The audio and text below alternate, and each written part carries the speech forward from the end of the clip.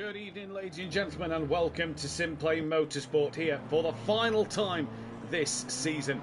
What a season it has been of ups and downs, many dramas, and a lot of action here at Donington Park. And as you can see, it is not lying to you, it is wet out there here for this practice session. It has been raining for the entire session. The rain eased off to allow the track to get to damp, but the rain is going to come back down heavier as we go in towards the end of the session.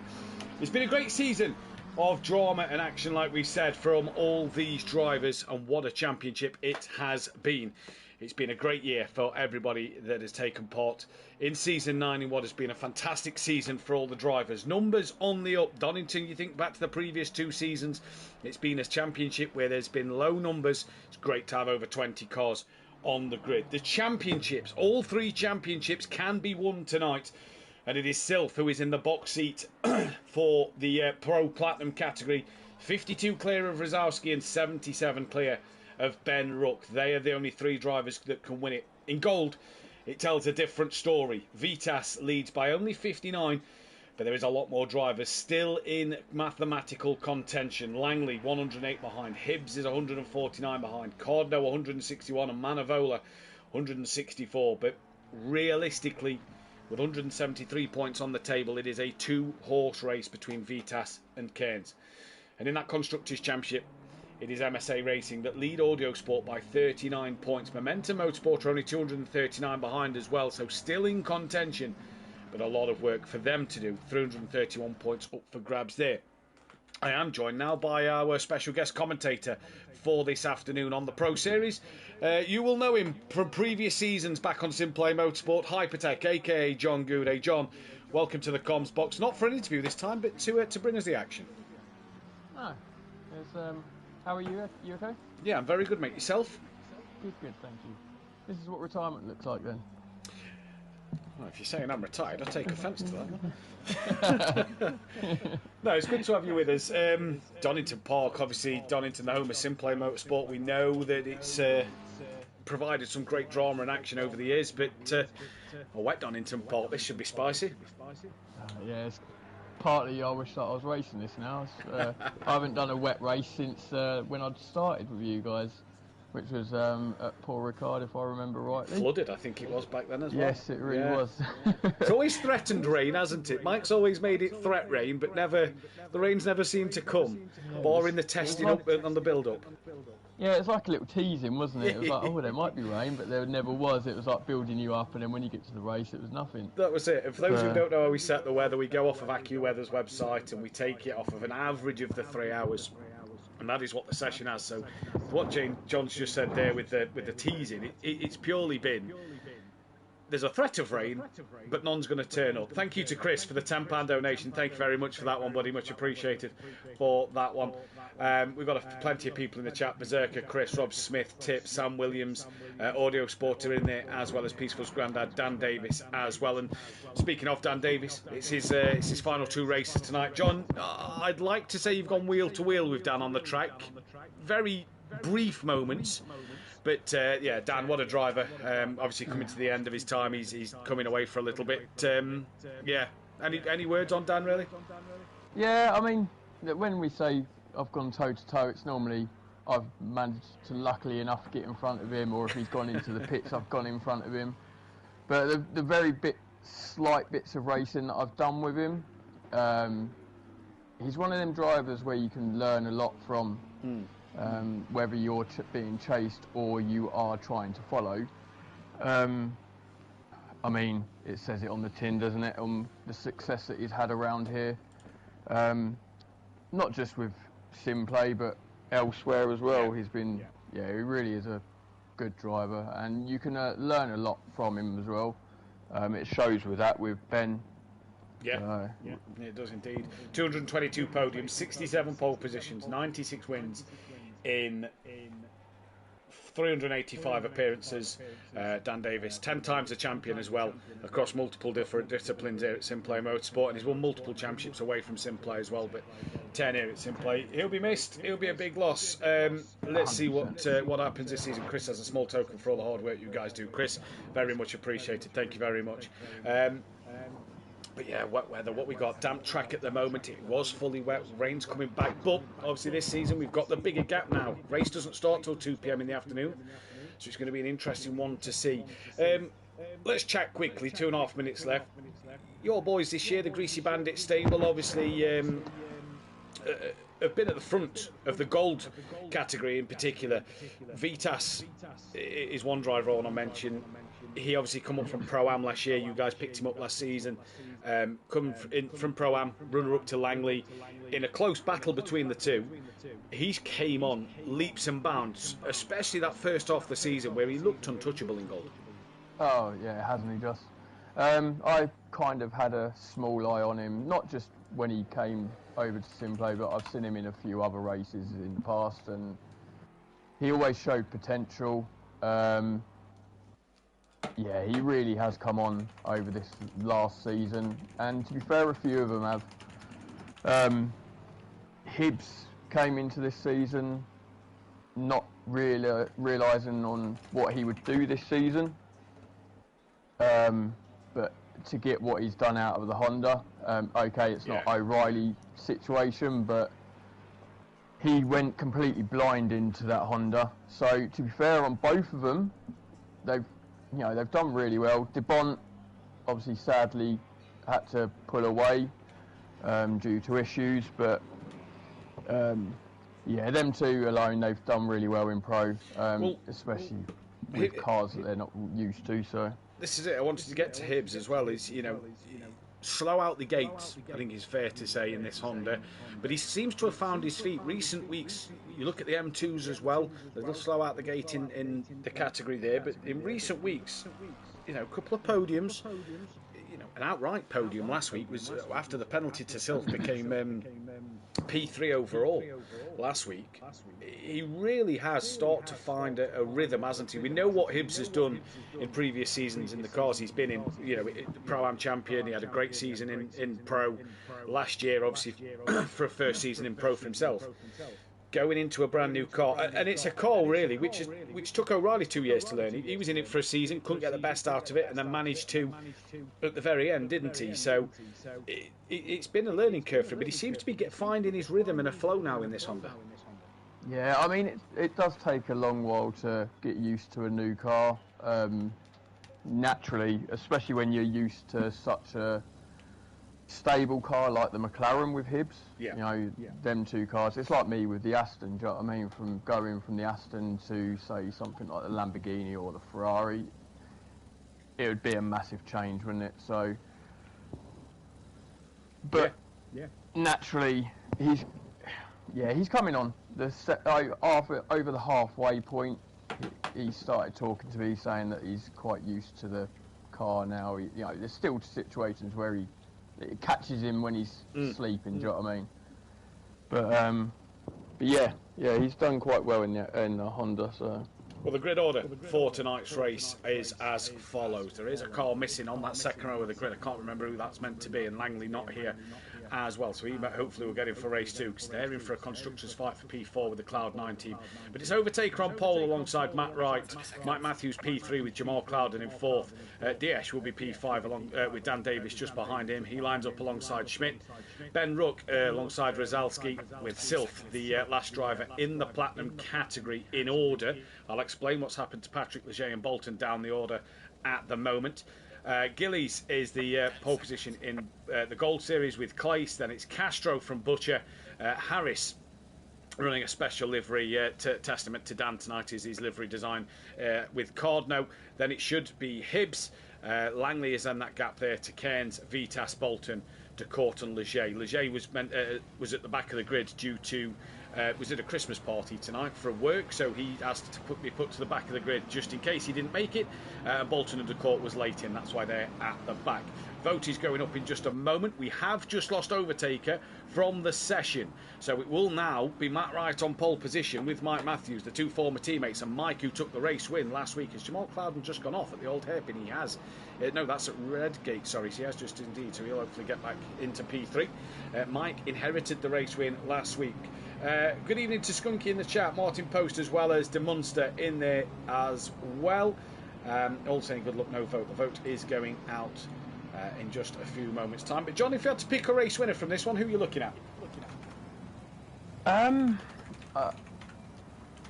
mean, you'd like to go Dan Way, wouldn't you? But, you know, being his last race here, and I'm going to say that he does do very well around Donington as well, so it'll be nice to see him actually up there to finish on a high on his last race. You know, add another win to, or a couple of wins to his tally, but you can't look past Sylph. You know, Ben is another one. I'm going to go Ben, I think. Oh, yeah, tough shout. I think Ben from 6th could be a good one. Do you know what? I'm going to go the way of Mike Matthews. We've probably just cursed both of them. Yeah. I'm going to go Mike Matthews. Had a bit of pace in practice. I know it was wet, and there is a little bit of rain around. Now, the track has just gone from greasy to fast. So that is an interesting one. Pole has gone out, Jamal Cloud and Mike Wright. Mike Matthews, as we always do, the top 3. Fourth option is other comment who. If you do pick that other option, please do comment who you have selected. And yeah, this is going to be an interesting one to see. Great conditions for a season finale. Have a good one, drivers, says Cherry Moore. Typical that the practice session was absolutely wet through, and the start of the race is going to be bone dry. Yeah. It's typical, isn't it? Oh, I pressed the wrong button. Brilliant. So we're now on board the drivers. Great. I didn't mean to press that. And I can't return to the garage until we've done so. So bear with me 2 seconds. I need to find the right camera. That'll do. Now I need to get as close to the front of the grid as possible. There we go, Mike. That'll do. And we'll return to the garage as soon as possible. We're on the helicopter camera. We're here at Donington Park. Harris has returned to the pit lane, so he must have had a drama and been teleported back to the pit lane. Round number 19 of this season. Who is going to come out on top here at Donington Park? The Donington Decider, Pro Platinum, Pro Gold, and the Teams Championship all up for grabs as we're about to go green here at Donington Park. Can Matt Wright, Mike Matthews, Jamal Cloud, and Dan Davis Diaz, who will be the one to take this race win? It's green and go then. For the penultimate time this season. Matt gets a good starting on his own. Mike as well, and Jamal all away pretty cleanly. Dan side by side with Diaz coming through Redgate corner. Mike's got a great run though on the exit of Redgate. Already gets ahead of Matt Wright going in towards Hollywood, and now the crane of curves. Mike Matthews leads this race on the opening 2 corners. Great start from the man who won the feature at the sprint race last week. Further down the order, it all looks like it's got away relatively cleanly. And a good start from everybody down the grid. Ken's a couple of cars ahead of Vitas already. That's crucial to keep our eyes on in that in that Gold Championship fight. That could be huge going into the final race of the season. Cairns has still got a big job to do, and he needs cars between himself and Vitas. We'll keep our eyes on Cairns and Vitas, what they do throughout the night. Cairns is already looking up the inside of Hibbs in towards Copies. Little bit of hip and shoulder there. Hibbs forced a little wide. Bolton's got ahead of Vitas and possibly ahead of Hibbs now. Langley at Leger's having a look. Cloudon's off. He's returned not last now. He's ahead of Harris because Harris had a pit lane stop. And did Vitas stay ahead there? No, he's lost out too. Who is that Ferrari? That is the Ferrari of Decourt. So Decourt's got past him, and Leger gets past Vitas, and Cairns is having a look on cars further forward. So this is already John. Vitas has spin Leger. Oh, and this already looks like Vitas is on the back foot in this first race. I mean, I was just going to say it was a fairly clean start, to be fair. It was, yeah, really good start up until that point. It was indeed, as Dan's going up the inside of Matt Wright in towards turn 1, and through he goes. He's up into 3rd place now. Wrighty just falling backwards a little bit here. Gets a bit of a tap up the rear. He's all sideways. He's taken Ben Rook with him. So Ben Rook, who Matt Wright's had a snap. Ben Rook in the wall. Huge for the Constructors' Championship. And, well... Righty put the commentator's curse on someone last night. You've just given it Ben tonight. It was going to happen, wasn't it? It's a real thing. I'll apologise, Ben. It's a real thing. Hibbs has moved up to 9th place. There is a lot of cars in the pit lane at the moment. Harris, Clouden, Cairns, Castro, Cardno, Sylph and Rosowski all in the pits. Leger, he had that spin, didn't he? That's why he's so far back down the order. But Hibbs, at the moment, the man to watch. Decourt, fastest man on track. And this is going to be an interesting one to keep our eyes on. But Dan, like you said, really successful at Donington, flying out there at the moment. Yeah, he just needs to try and keep consistent, and he stick with the guys in front. And we all know what he's like on his pit stops as well. When he decides to nail his pit stop, he's phenomenal on his pit stop. So yeah, just stick with the guys in front, and hopefully he'll be able to pounce on them, especially with the grunt of the Lexus as well. So yeah, he's got the two straights really, hasn't it, to use. Mike Matthews decides to stay out on track, as does the top four, in fact, for that matter. Back down to Butcher, though, because Class is side by side with Gillies. Butcher into the pits, so we go to this Class and Butcher fight. Class is carrying a qualifying ban into race number 2. Wasn't going to race tonight, because due to exams he's had in the real world, so but he's come to do this one to get his qualifying ban out of the way so it doesn't carry over to next season. Class now on the back of Gillies. He's got his wipers on. It's not raining in this race, so Gilly, he's got them wipers going at the moment, and a man that could be on the verge of dropping into silver. We'll wait to see what comes next season. Matt Wright's got a bit of work to do to find out who's going where. Either way, Silf on the back of Rozalski. That's crucial for the Platinum Championship, but Rozalski needs a few cars between himself and Silf. Cairns has got past Castro, and it's going to be a matter of when Vitas decides to come into the pits. He's got Class just up the road from him, and no, he hasn't, so that's Bolton. I'm on board. Vitas just a little bit off Bolton. Vitas' start to the season was electric. It seems like he's kind of dropped off a little bit this back half of the season, where Cairns has been able to pick up the points. Yeah, I mean, is it a bit of pressure knowing that he's up there and he can win it, or yeah, we don't know, do we? What's going on in his head, or is the car feeling right? Is the temperatures of the track affecting him, or you don't know any of this sort of stuff. So he's had a great season, I will say that. I didn't expect him to be this quick. At the, you know what it's like being a Pro-Am driver up into the pro grid yourself. It takes a couple of races to find your feet. And Vitas was straight on it straight away, as Diaz now just running a little wide at Redgate. That allowed Dan to have a sniff, Class into the pits, and everybody else stays out at the moment. Just dropping down to Hibbs. He's kind of a train at the minute. Cairns has jumped him in the pit lane, and there's a bit of a queue forming behind Hibbs at the moment. Hibbs obviously will be getting them tyres back up to the correct temperatures as soon as he can. Jamal Clouden 7 seconds off the back of Harris in front, with Ben Ruck 3 seconds off the back of this train. And Silf still following Rozalski. Rozalski needs drivers in between him. That is crucial for him in this championship. Ben probably out of it after this first race. But Hibbs, Butcher, Castro, Cardno, who's having a look up the inside of Castro in towards the Goddard's hairpin. Through he goes. Bit of bumper to bumper there. Through goes Cardno on Castro there. Rozalski, fastest man on the circuit. That's why Ben is ahead of Clouden, and Harris didn't repair the damage. That bonnet is not looking in a great bit of shape at the moment, and Dan finding it difficult to overtake DS so far, and Donington Park, like all British circuits bar Silverstone, very difficult to overtake. Yeah, I mean, coming from driving the Aston Martin as well, if you can just keep it in the right position, it is hard. And I've watched him a lot as well. He's quite good at defending as well, so he's just darted into the pits, hasn't he? Yeah, he's just gone into the pit lane, so he's in for his stop. Dan now clear to try and chase down Mike Matthews further down the field, but Vitas has gained on Bolton some 1.2 seconds at the moment. He was just over 1.5. He's within half a second at the moment, as Audio Sport cheering on for Dan. Obviously, Kelly Davis will be that one. Let's see what happens. Mike Matthews, though, will want to win on the road. He won't want it through penalties. He'll want it on the road. He's got 8.5 minutes, nearly at half distance, as Bolton and Vitas run a little wide on the exit of Old Hairpin. Gillies into the pits also. Matt Wright, who's had a dreadful start to this race, is down in 6th, 8 seconds off the back of Vitas, so a dreadful start to his race. And Silv pretty much pushing Rozalski at the moment. Cairns has got past Class, so Vitas's pit stop in terms of this Gold Championship fight is going to be huge, because there's a big train of cars behind Cairns. Where will Vitas potentially slot into that?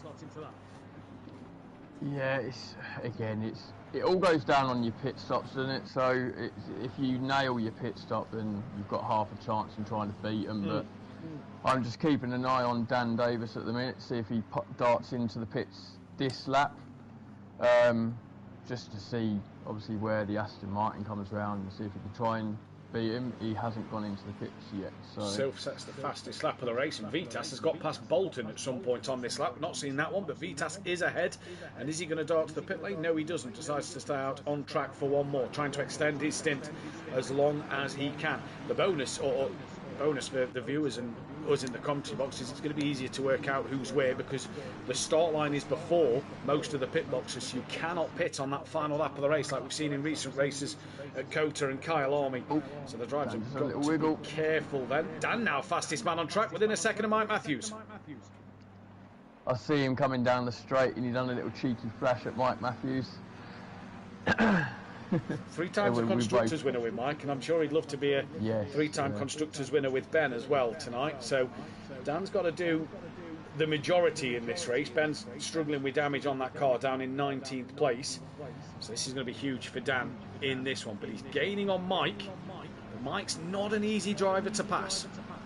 No, he's come on really well with his defending over the last couple of years. I remember him back in the Pro-Am days when I first started him.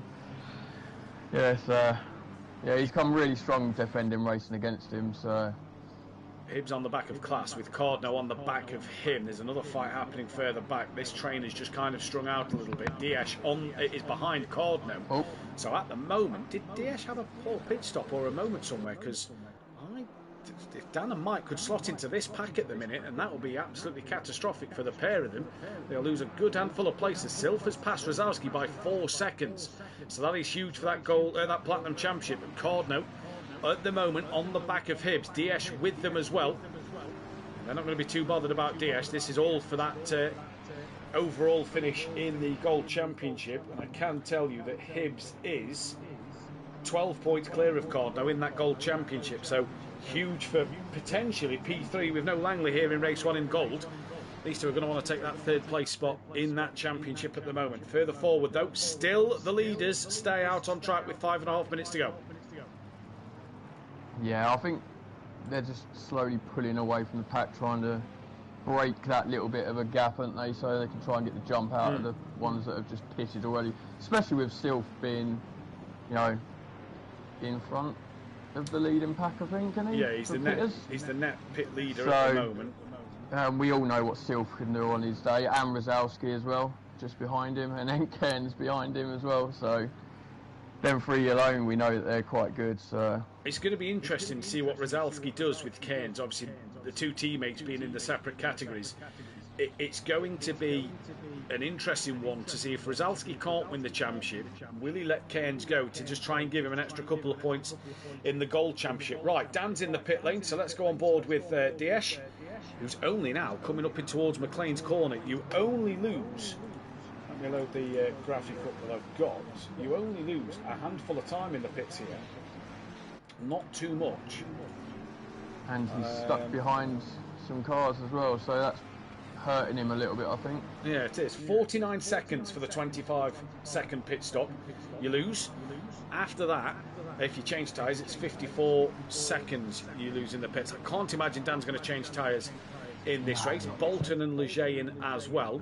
So Diaz now second, Melbourne hairpin. Dan's gone green. Well, that's going to be that one done. Diaz has had a poor pit stop somewhere. Yeah, 100%. And being stuck behind the cars has probably hurt him as well. So that's what I was saying earlier on in the race. So it all goes down on the pit stops, and we both know that Dan's amazing on his pit stops as well on his day. So yeah, it's a huge bonus for him on that. And the bonus is Dan's come out ahead of Silf, so that's huge for the Constructors' Championship as well at the moment. If Dan can beat Silf, any points that Ben scores is going to be a bonus. So far, it's an interesting start to this race. And Dan isn't just a little bit ahead of Silf, he's 2.3 seconds clear, so a good margin there. Leger's coming out the pit lane, he's going to feed in just ahead of Harris, so down in 20th place at the moment. But a great fight, Cardno side by side with Hibbs. Mike into the pits there, as John said. Cardno looking up the inside into McLean's. Hibbs gives him the room, Cardno's gone through. Class and Bolton are having a fight just further forward, and Cardno, great move there. He's been on the back of Hibbs for a couple of laps now, and great move, great driving from the pair of them. Yeah, this is a great little scrap going on here, with a whole, 5 cars, is it? Yeah. Yeah, it's 5, isn't it? It's quite a good little scrap going on here. Right, we're going to jump to Dan a second, see where Mike comes out. Mike hasn't gone green when Dan was at the hairpin, and now he's coming into the final corner. Mike still hasn't gone green yet. Has Mike messed up his pit stop? He goes green now. He'll hope for a short run out the pits. It is only a short pit exit if you've got a good grid box down there. When's Mike off his limiter now? Dan's just coming down the start straight.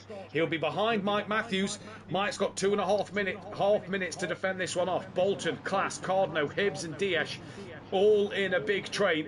And can Mike go back to back like a pair of London buses? When one comes, the second one comes along straight after. Diaz fending off from Butcher. Then you've got to Court Gillies, Ben Rook with that damage hanging on to 18th. Harris has got Leger for Company and Clouden just trundling along. Just try and hold on to that P4. I think at the moment in the Constructors, not got the pace here in race 1 for Jamal at the moment. I know he's been under the weather. He texted me, he was meant to be on the comms with me last night, and he said that he was under the weather and didn't feel up to it. Dan now putting the pressure on Mike. Schmidt's into the pit lane. Vitas has just come in. Oh, he has just come in. I was going to say, he's leaving that one a little too late. It'll be interesting to see where these come into the play of the other guys now. So yeah, I think Schmidt maybe, you know, in between Dan and Sylph here. Maybe even a P4. But either way, Dan's within half a second of Mike Matthews in his final races. Can he get that race win? Rob Smith, now we need the rain. It's not going to come in time. Unless it comes on the last lap, it is not going to be here in time, sadly. Schmidt's now away out of his pit box. So where will this feed Schmidt into this race then? You'll see him on the right-hand side. There he is. Where's Sylph? Dan's giving Mike another cheeky flash of the light. Schmidt comes out in that P4 position. Where's Cairns? Because Vitas is on the pit exit line now, leaving his limiter right now. And Vitas, what a strategy that is, because he's overcut the whole train of cars that was coming behind him.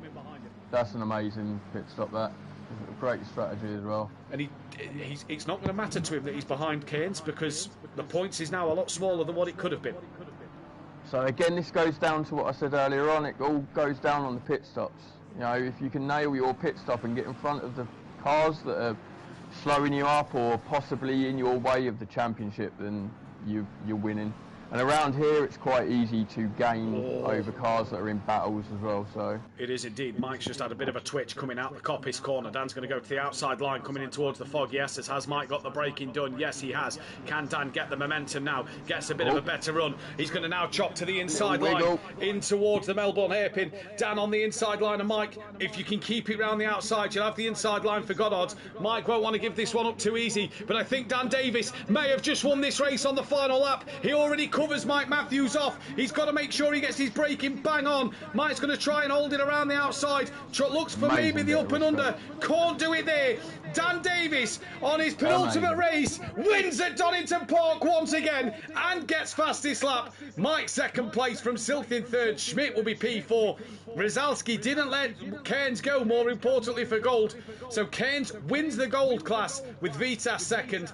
Bolton is not going to be third. That'll go the way of Class in gold. Cardno gets a couple of places, as does Hibbs. Diaz, then Bolton, Castro, Butcher, Gillies, Matt Wright, 16th from the front row of the grid. He had a shocker there. Ben Rook, 17th. And then Harris just going to hang on over Patrick Leger. Yes, he does. Leger 19th, Harris 18th to Court 20th, and we just await for Jamal Clouden. But what an end to that race. Dan left it till the final 2 corners. Yeah, what amazing. He just pulls it out the bag again, doesn't he? He does it every single time. This is why a lot of people love watching him race. So I don't think Mike expected anything else there other than... Nah, exactly. He knew he was going to go hard on this last race. So, but yeah, amazing respect by both of them on track. That was brilliant to watch. Right, we'll be back in just a few moments' time. Go and grab yourself a drink, go to the toilet if you need to be, but we'll be back in a couple of moments for the final race of the season.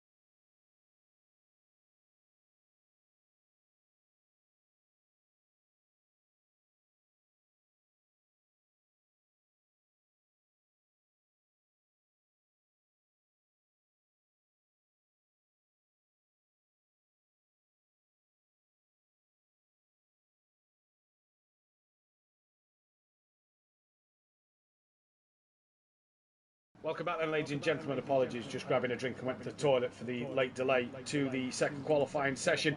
What a win for Dan Davis and the fastest lap. That's had huge changes in this championship, because now, I've just noticed I've done the Constructors' Championship wrong. Bear with me. There we go. Now, Audio Sport lead by 7 points, and with no Kieran O'Reilly, you feel like Audio Sport should have that one pretty much wrapped up in the bag. Now, the Teams Championship, it is now down to 2 drivers in both Teams Championship. It is Vitas versus Cairns. That gap is 56 points. Remember, 87 can be scored in a race. And in the Pro Championship, in the Platinum, it is 59 between Rosowski and Sylph. Again, 87 can be scored. What a huge chance this is going to be. Rosowski currently on pole, so that's a point back for him. And at the moment, Sylph second. So, yeah, going to be an interesting one.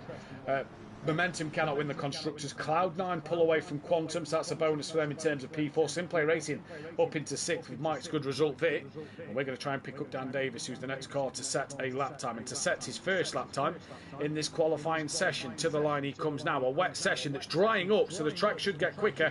Dan goes up into 2nd place. 4.43 of Sylph, as Diaz has now gone top of the timing screens. Sylph to the line, no improvement. What can Class do down in 19th? Only DeCourt and Clouden yet to set a time. Class stays where he is. Where's Vitas? Current second in gold, because Hibbs is current gold pole position at the moment, and Vitas moves up to 6th. In these conditions though, John, anything can happen. Yes, the track's drying. Yes, the rain's easing up a little bit more, but anything can happen in these conditions. Yeah, you're right there. It only takes a bit of lapse of concentration, especially going down the hill into the right-hander.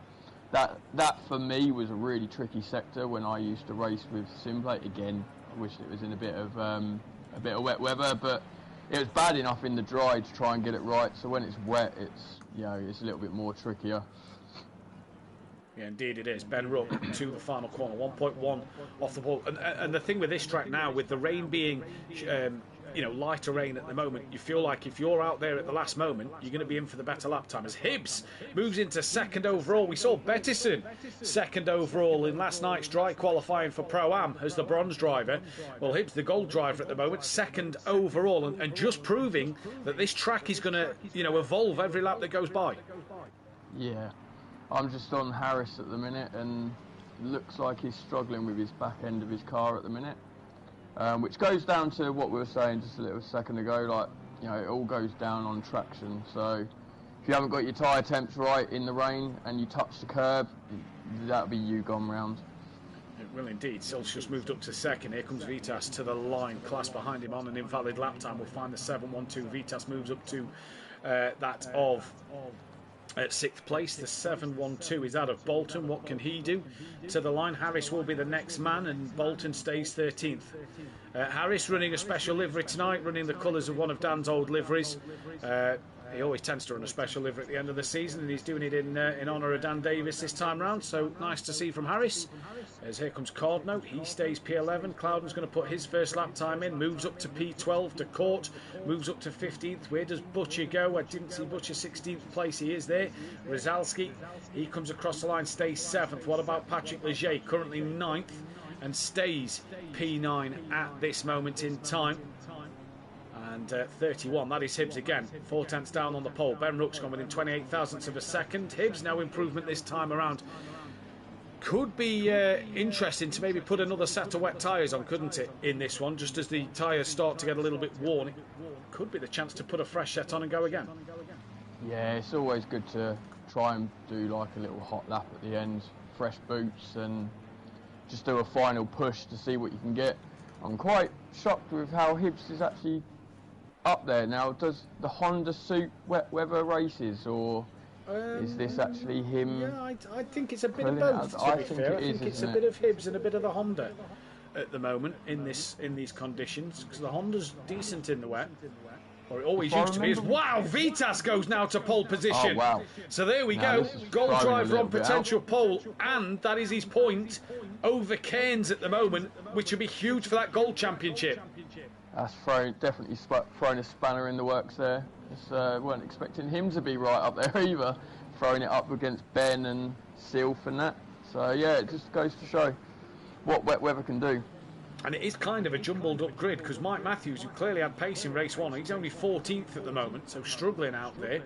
As Cowden moves up into, Cordno moves up into P8. I'm sure I saw Cowden move, no, down to 14th, so someone's improved. It was Butcher who had improved. Rosowski's still 7th, and he's had pace in the dry, so just showing how much the wet weather is really playing its part in this one. Cairns a second off of Vitas now.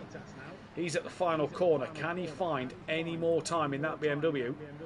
But at the moment, Cordno, Hibbs, Vitas, all in the top 10, and really mixing it with the platinum drivers at the moment. Yeah, it's really thrown a spanner in the works. It's good to see this sort of stuff happening as well. Obviously, we used to see it when with the reverse grids, where the weaker drivers weaker drivers. I don't know if that's the right thing to say there, but you know, putting them at the front of the grid, it used to throw a little, spanner in the works, and you used to see some new winners on the track. Could this happen here, but without that sort of situation? So I mean, it's interesting to take an overall win in the Alba race would be absolutely incredible. Oh, 100%, and it'll give a little bit of confidence in him. Well, say a little bit more confidence in him. Well, maybe this is going into next season. If he wins the gold, you're automatically promoted into that platinum category. So, at the moment, looking at the pace he's had first half the season and now at Donington tonight, you're going to fancy Vitas maybe. Maybe not for an overall race win next season, but, the chance of some podiums, and if the opportunity arises, the odd win here or there. Yeah, exactly that. What I am worried about, though, is I might have to start giving some people bits of pay rises, I think. You pay your drivers? Look at that qualifying, though, at the moment. There is 4 cars within a tenth of Vitas. Hibbs sadly can't make it 5. He's only just outside that 10th margin as Gillies goes up 1 place. Diaz now moves into 3rd. No, not Diaz. Schmidt moves now into 3rd. So that puts 5 drivers within a 10th.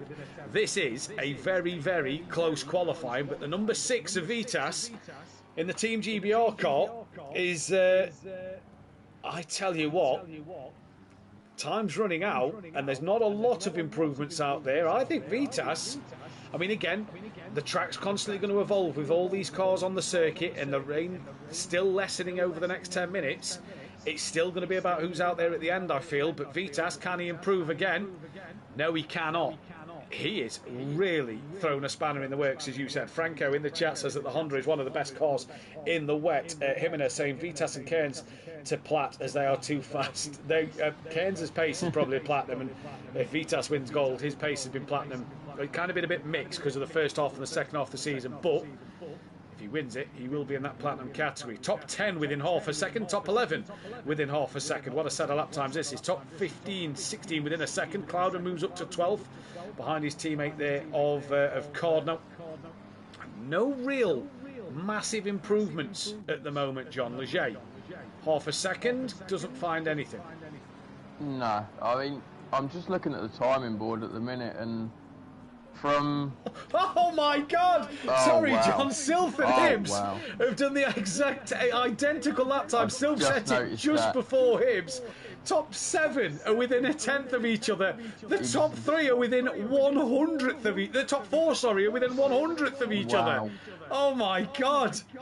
Well, we did say that this is a track that brings excitement, and the boys are actually showing why we call this the home of SimPlay and why we say it's good for close racing. This is going to be a phenomenal race, I think. Excuse me, indeed it is. Dan can't improve there. Here's Vitas. They need to find a couple of tenths here because people are getting a little bit closer. Doesn't find anything there. And it looks like he's going to be done. If he can get that back out on track, he should get one more run in. But I don't recall ever having a bad Donington Park race at SimPlay. No. They've always been entertaining. Class doesn't find any time there. Matt Wright down in 16th. 16th place is a second off of pole. And who's just gone pole? Diaz has now put a 10th between himself and Vitas. Right at the end, I said if you're out there later, that could be the best time. And Diaz does improve. Jamal into the top 10. Where's Bolton? He's 12th, doesn't find a bit of time. Brzezalski finds a little bit, stays where he is though. Butcher next to the line. He doesn't find anything. Patrick Leger, can he find a bit of time? No, he cannot. De Court down in 19th. Hibbs comes to the pit, so that's him done. De Court also looks done. Sylph needs just over a 1/10.5. Can he find it? No, he can't. What about Gillies? Down in 20th at the moment. Needs half a second. Doesn't improve there. And then the next couple of cars on an invalid lap. They will get one more running. I think that's the 229 of Keynes, who's only just moved up into 14th. 7/10 off the pole. 6/10 now off of Vitas. He needs a bit more. Mike Matthews to the line. He and Dan should get another lap in, and I think Class might get one more. And I think after Class they'll be struggling.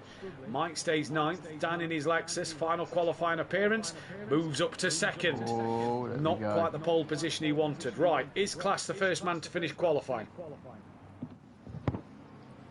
Let's see who I can jump with. So far, it's been qualifying that we don't know which way it's going to go, and I still don't think we're going to know which way it is to go. Class to the line. Does he improve? A little bit. Stays where he is. The 54 of Diaz. Does he improve? Yes, he does.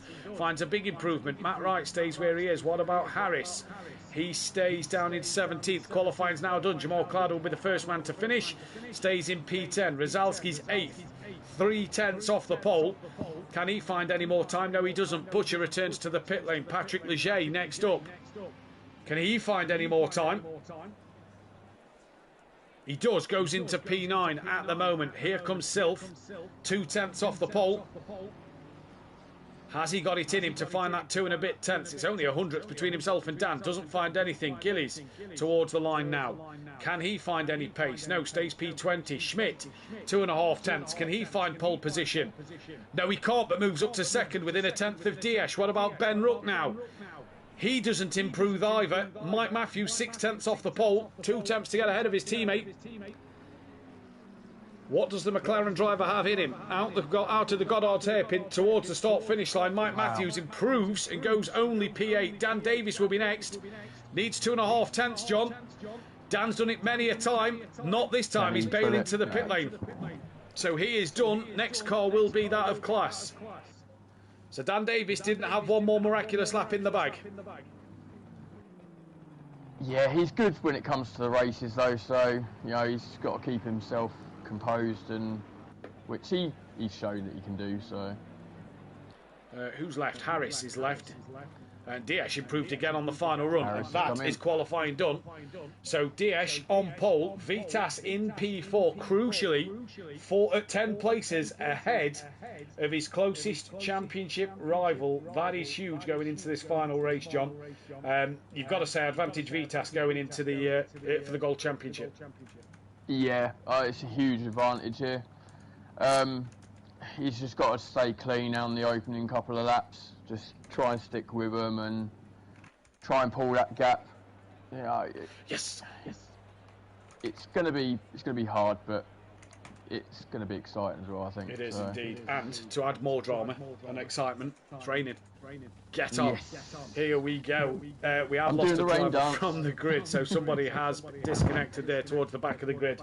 There's a gap on that one. I'm just going to import the data now and see what this is going to bring. But yeah, great end to the season, and now we get a bit of rain to add to that mixture. Can't see Castro, so it may have been Castro we've just lost. Class down in 20th. Clouden, P11, Cardno, 13th. Where's Hibbs? Cardno behind Hibbs as well. That could be huge for P3 in that championship. Yeah, it's this is looking spicy. I'm going to say that. If you've got to put your money on somebody, where are you looking? Yeah, I don't want to curse him. But it's just going in one person's factor for his last race, isn't it? So. Yeah, we'll see. Rain's going to definitely shake things up a little bit, I think. 10 seconds. Yeah, I agree. Audio Sport, I'd like to say a big thank you to all of the team Audio Sport drivers past and present. Obviously Audio Sport look like they're not going to be on the grid next year. Wish I was there to finish the season with you guys in the comms box. He's sadly sunning it up in New Zealand. And Wainwright, 3/10 P1 to P9 is insane. Yeah, what's even more insane is there was about 6 of them within a 10th come towards the end.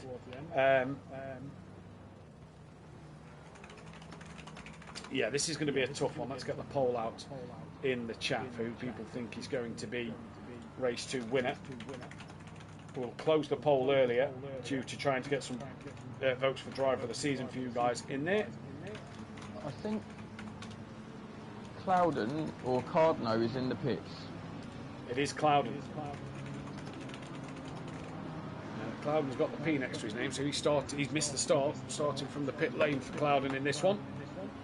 What's the gap actually? Cloud9 to Quantum, obviously no Langley. Still doable for Quantum to beat Cloud9. So yeah, they've still got to hang on to that one, but it is all about that gold and platinum championship, as well as the teams that's still on. Dan and Ben have a bad race, and Sylph gets this one, then it could be interesting there as well. Back up to 21, so Castro was in. So it's great to see Castro back on the grid for the final time.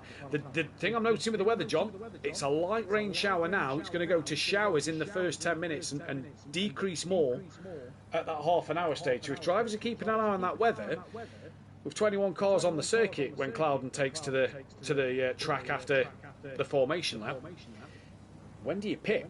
There's no pit window this season, so if the track goes greasy, you're probably going to want to be on the slicks. Yeah, it's exactly that. It's interesting to see this is what I like about the mixed conditions. Yeah. Going from wet to dry or vice versa, where it's dry to wet. You don't really know what strategy people are on, and you can't really time it to, as a driver, to what strategy to do. I think you have to just take it as it comes and then make the decision at the last second. If I remember rightly, actually, there was one race a while ago when me and Dean Vigas was teammates. I can't remember if it was on the console switchover from PS4 to PS5. We had a bit of wet weather, and we actually made the wrong decision at the start. Was that Donginton? I think, yes, it was Donginton. I think that was that small PS5 series, yeah, wasn't it? I think it was. And we went for a strategy of, right, we'll start on dries, so we can obviously push on after. But yeah, the rain went on a bit too far, and yeah, we had to come in and switch to wet. The other thing to mention as well is, with this 25-second pit window, drivers may only be half fueling. Yeah. So if you're half fueling and it's not quite got to dry tyres yet, you could be having to box a little bit early. So let's see what happens then. We're about to get green for the final time. It is green and go. It's a good start from Schmidt on the outside of DS, who just creeps ahead. Dan and Vitas pretty even. Vitas breaks a little earlier than Dan to get it stopped into turn one, and Dan gets up the inside of Vitas there. Rosowski also is up the inside of what looked like Mike Matthews, who was a little wide on exit. Hibbs and Ben Rook going side by side. It's dangerous enough at the Craner curves in the dry, never mind the wet. Hibbs backed out of that one sensibly, I think, from Hibbs, to not get caught up in an incident with Ben Rook there then. Ben Rook now on the back of Sylph at the start of this race, and can he get through? It's a clean getaway, no yellow flags have appeared. Sylph now on the back of Vitas for position, with Ben Rook right behind him, and Dan right with Schmidt and Sylph. But Hibbs just trying to fend off Rosowski and Bolton at the moment. Then comes Mike, Cardno, Leger, Cairns, who's got to make moves forward. He's got to get ahead of Vitas. He's got no option in this race as Leger's dropped it on the curb, comes across that of Butcher. That could cause a bit of a pile-up in the background. Butcher is stationary in the middle of the road, facing the wrong way.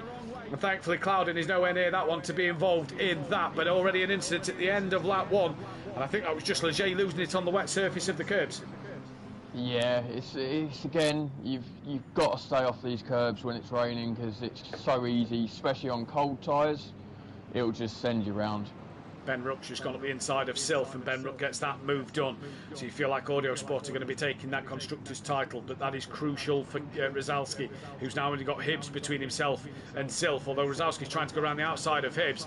Has he kept it around the outside? Because if he's got a nose there, he'll be on the inside for Redgate corner, and I think he has, just pulling alongside Hibbs a little bit more. Rosowski coming up the inside in towards Redgate. Hibbs can't turn in, and now Bolton's trying to squeeze through with it as well. Hibbs runs out a little wide. That could invite Mike Matthews through, and Hibbs all of a sudden, just being on the outside line, loses 4 places. Bolton and Rosowski side by side down the Craners, can't do it there. Mike's now going to have a look to the outside of the Craner curves. He now can't do it. Great bit of racing between everybody, and Hibbs there just couldn't get into turn one, could he? And he's just lost 4 places. Nice. This is the issue when you've got all grouped up cars. One little small mistake, you'll lose a handful of positions. So He's still sorry, go on. Yeah, a bit unfortunate for him, but still, it's early doors. You know, Yeah. a lot can happen still. So. Indeed it can. Class has had a moment. He's dropped down to the back of the pack. He's still on the back of this train, and in fact he's fighting that now with Cardno side by side into the fog. Yes, Hibbs breaks a little bit earlier. Cardno will keep hold of that place, and that's crucial for P3 in the gold. Mike gets a poor run through the foggy S's though, and this has allowed Cardno to come up the inside down towards the Melbourne hairpin for the second lap. They get very, very close to touching. Cardno goes a little deep. Mike thinks of the up and under, but as I said last night several times, it is not the way to go at that hairpin, because it puts you on the outside line for the final corner, and Cardno stays in front. Rosowski now on the back of Self. This is huge for that Platinum Championship, and Diaz already looking for wet patches on the circuit. John, track's gone to damp. Yeah, this is interesting to see these who are choosing the wet lines. So, have they done dry tyres and trying to beat it, or what? You know, you don't know about strategies, so it's throwing a spanner in the works. And you know, sometimes you've got to take that gamble, and sometimes the gambling don't succeed, does it? So yeah, let's keep an eye on that. Well, it's damp and the weather's now just changed to showers, and it's going to decrease as the race goes on. So interesting to keep our eyes on this now, because like John's just said, if somebody's put that gamble of dry tyres, did Jamal gamble the dry tyres starting from the pit lane? I wonder if he has maybe made that gamble. I'll keep an eye on the lap times that I can see in front of me. I don't think he did, no, because he's lapping similar to those in front, and I think it's a little too wet. Did Dan just tap the rear of Sylph? I think he may have done, because he stopped in the chicane. That's put Vitas second overall. Ben Rook goes through up into third. Sylph gets through as well. So I think Dan's just a day late, dollar short into the S's, and that's Dan clipping the back of Sylph. Sylph gets back through, and Dan tumbles down the standings. That's not what he wanted on his final race. He's got work to do from the back there now. But Diaz, comfortable lead out front. Vitas, now your P2 man, overall leader in gold. So we'll still get that race win to his name. But he's got Ben Ruck, very quick young driver, trying to get onto the back of him. And Ben wants every point he can for that Constructors' Championship. Huge development in Platinum. Rozalski's got ahead of Bolton, of Sylph, sorry, and Sylph's got Cardno and Bolton, Mike, Hibbs and Keynes, all for company. And if I look at Sylph's times, he's 2 seconds slower than the leaders at the moment. Yeah, does that spell dry tyre? Yeah, you'd like to think that. I've just been on him for a little while after you said that the contact, and you know, back end is looking a little bit squirrely, so he might have done that gamble. But again, you know, can't really tell, as the back end damage kind of made the car felt unstable a little bit. You know yourself with the BMWs. Yeah. You know, slight little tap on the back of them BMWs, because it's all the power's going through the back, it just unsettles the car a lot. I'm going to be interested to see what Sylph's strategy is here, because even in the wet, I'd expect him to be on the pace of the front runners. Sylph is no slouch in the wet or the dry. Mike and Bolton going side by side into the foggy S's. Bolton just outbrakes Mike, little bit of contact. Bolton stays ahead, but this could allow Hibbs to get a run. Mike all sideways coming through the S's. That's almost delayed Hibbs's run by trying to avoid Mike. He's now had to go on the defensive of Keynes, and Dan Davis looking up the inside of Matt Wright. Doesn't do the move though, backs out of that one. Righty a little deep, and Dan will be on the wrong side. Mike Matthews though trying to come back at Keynes, but again on that outside line coming into the final hairpin. You can hold it strong round here. It'll give you the inside for Redgate, as Hibbs found out a little earlier on. That's Class being blue flagged, who's a lap down already. So I wonder if he's pitted early to get onto that slick tyre and maybe think of a different strategy. Mike Matthews then now under pressure from Schmidt, but can't do anything there. Where's Sylph? He's still got Cardno hassling the back of him, and no disrespect to Cardno, but even in the wet, I imagine Sylph is going to be that bit quicker, and that's no disrespect to Cardno as a driver. But Sylph has more pace. That's Ben Rook, who's at a moment. So with him and Dan dropping down the order, that could be huge for the constructors' standings. It gives Vitas though a lovely bit of breathing space back to Rozalski. Yes, it's not going the right direction for the boys from TD Audio Sport, is it, at the minute? So no. Not at the moment. Caught up in a few situations, but again, it's still a long way to go.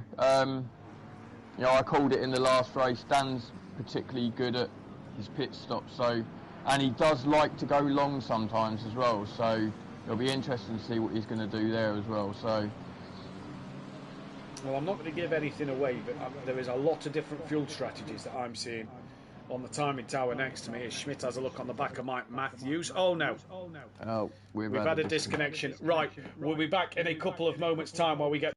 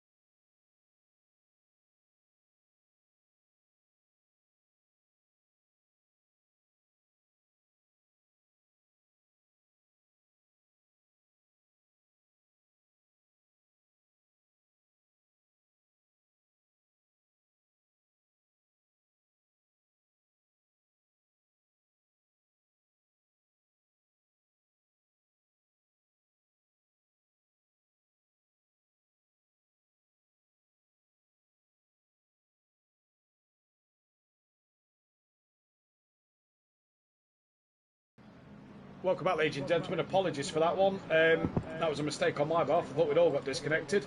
Went sorted out with Mike Matthews, and there were still 16 cars driving. I believe... Oh no, Cloudon's actually done his pit stops. There was actually still 17 cars driving, so we did lose Cairns to court in class and one more other driver, but me and John also got booted. So Vitas now...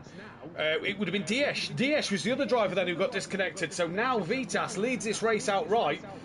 Good job I didn't reset the server on everybody. But yeah, now Vitas has been disconnected.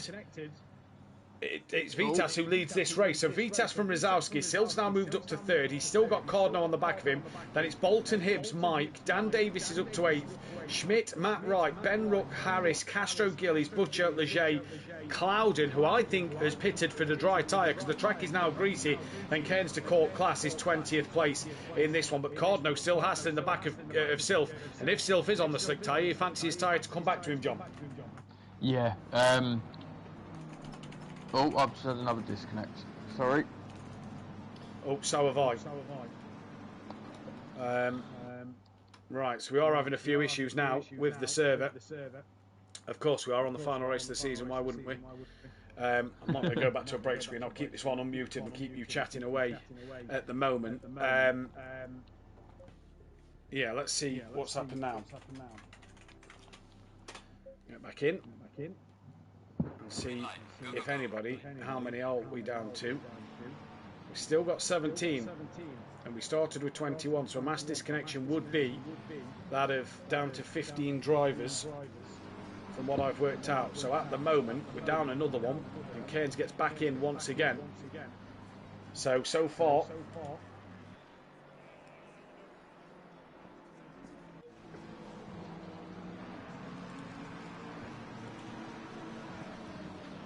again, why wouldn't it play up on the last race? Yeah, exactly. Exactly.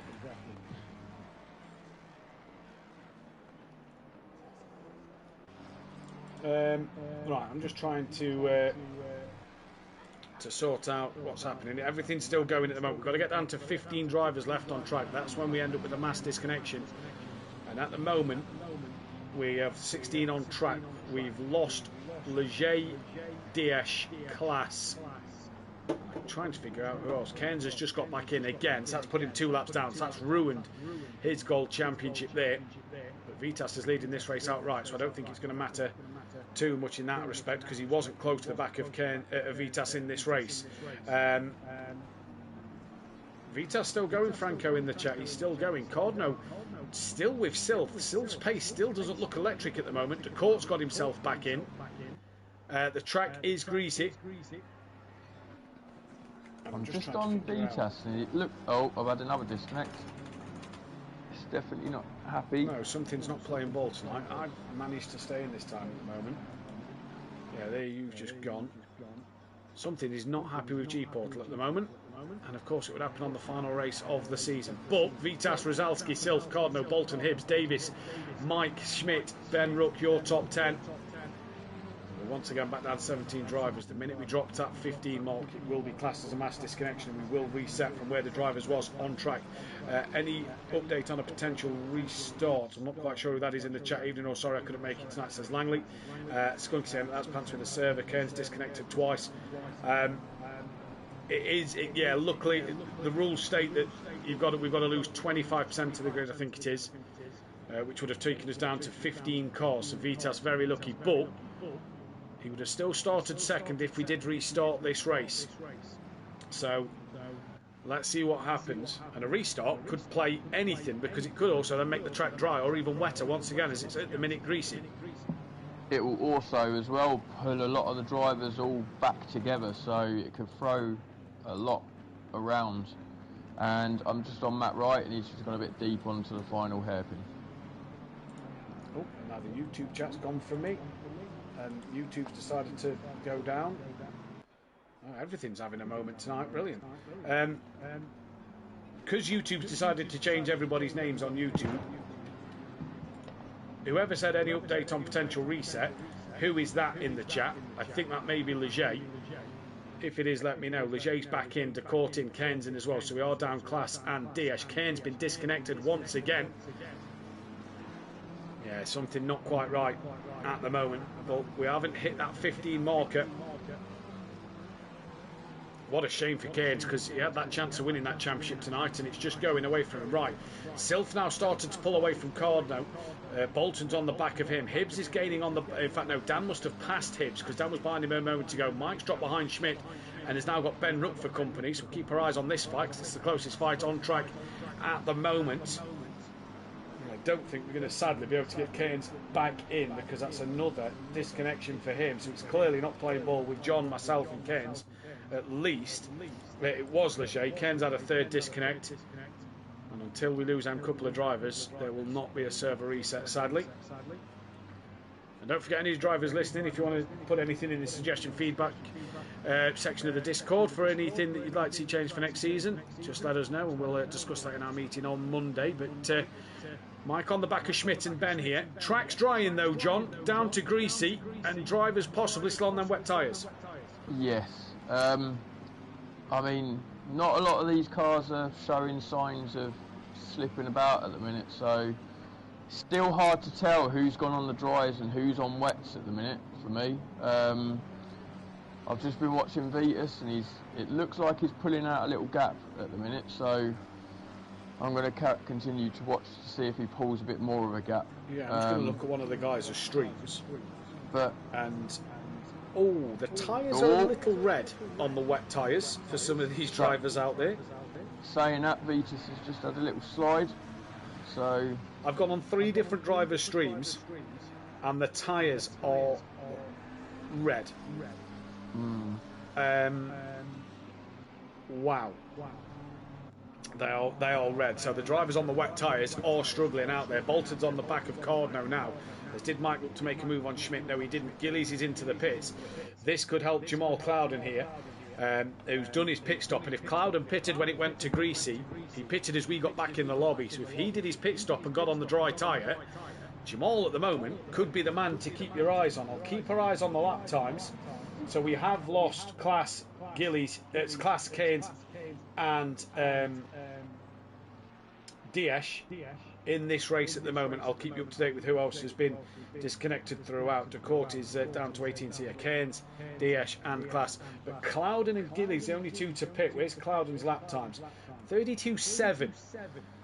So Yeah, and he's filled the tank right up as well to do the hour, so that's interesting. Clouden, I think, may have gone for the dry tyre early. We keep an eye on his lap times. Still a little bit off the leaders, but you know that could all change when we start to look at the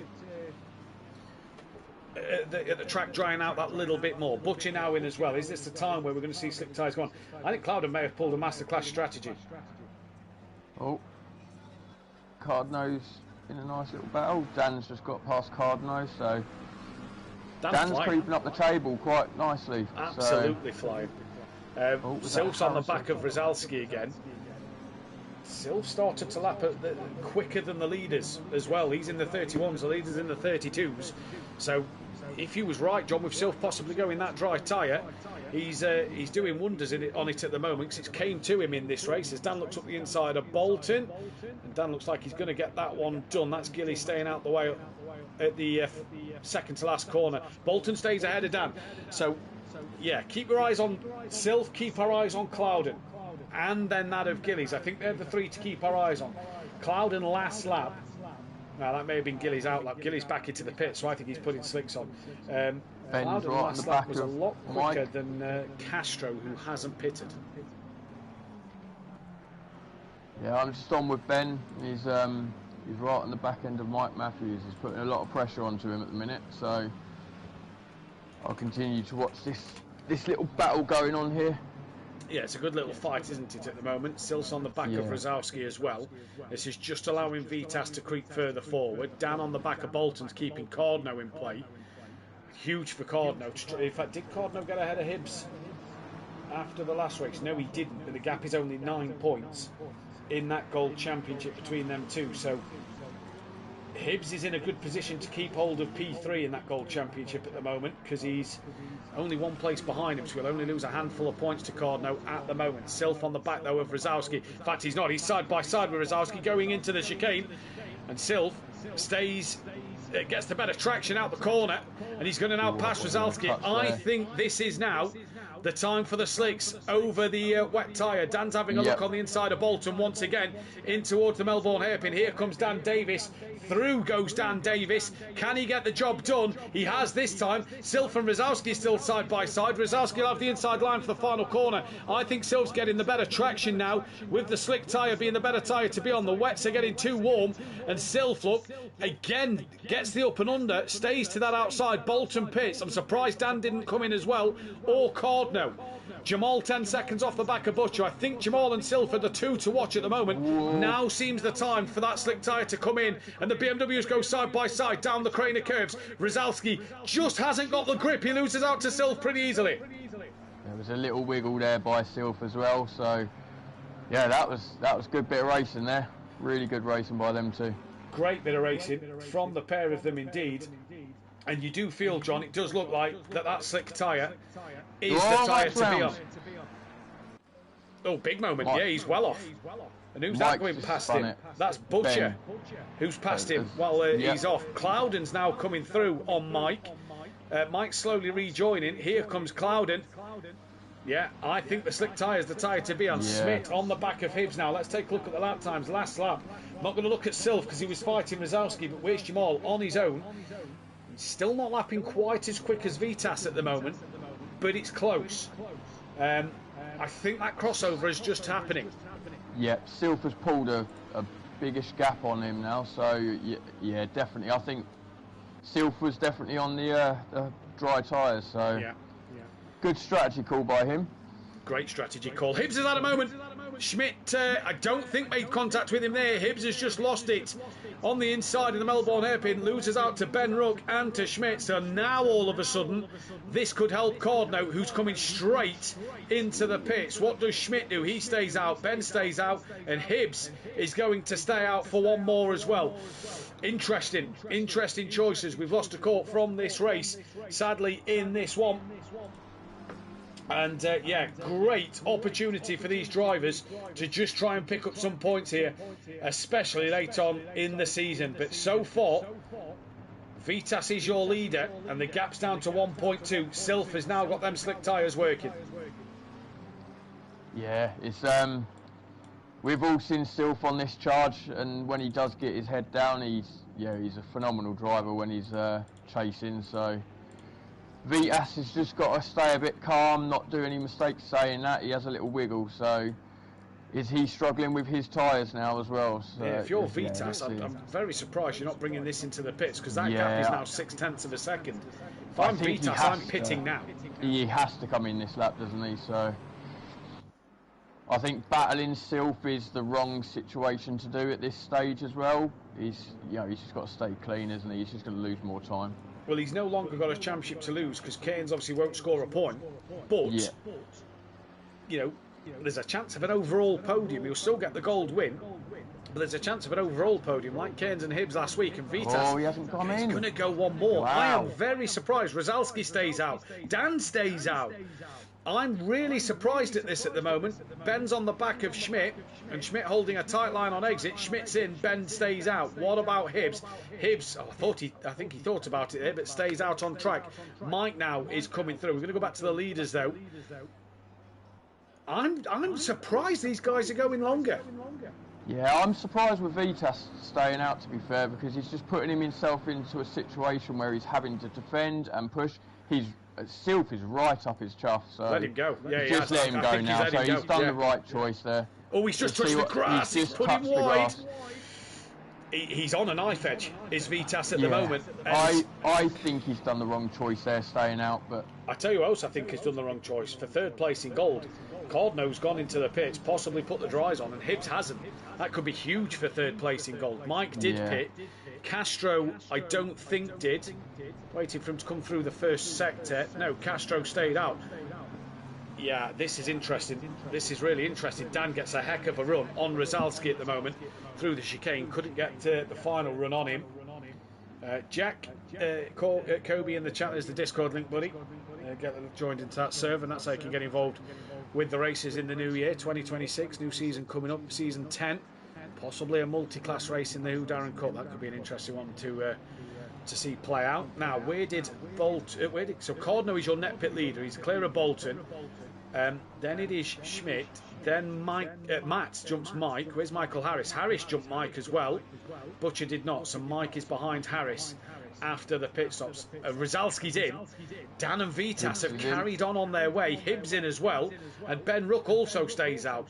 Very surprised at this decision by the top four. Yeah, this is an interesting strategy. I didn't expect these guys to stay out for as long as what they have done, to be fair. So the only reason I could have seen them staying out, John, is if the rain was going to increase again at the end. Get the wet tyres through this moment. Oh, Sylph's just had a little wiggle. Sorry. Is he okay? Is he still on? Yeah, he's still on. He went a bit sideways, but he's managed to keep it. Right. Hibbs is in the pits. Cordno's just come through the Melbourne hairpin. He's got Bolton on the back of him. And again, if I look at the SimBot, the timing app, Jamal lapping quicker than Vitas and Dan. Not as quick as Sylph, which I don't think is a surprise, because we think Sylph was on that slick tyre at the start. Rozalski's out the pits. Here comes Bolton and Cordno. They've cleared Hibbs. Will Schmidt clear Hibbs? Hibbs off the limiter now. Here comes Schmidt. Schmidt goes through. So all of a sudden, Hibbs has 3 cars between him, plus Leger a lap down, plus Gillies a lap down. So all of a sudden it turns on its head, and Hibbs could lose that P3 to Cordno by pitting too late. Cordno, though, under pressure from Bolton within a second. Dan's now within a second of Vitas, and still Vitas and Dan don't pit. Wow, that's interesting. Yeah. I mean, they're not really looking that far off of, the car looking bad at the minute. So, again, how's the car feeling? It's hard. Yeah. I think the problem is British circuits, when you run the curbs a bit, seem to, you get that low tyre pressure warning, aka a slow puncher. With the tyres screaming as they are, all it takes is one of them slow punchers to turn into a full puncher. Yeah. Because they are going to be well over pressure, really too hot.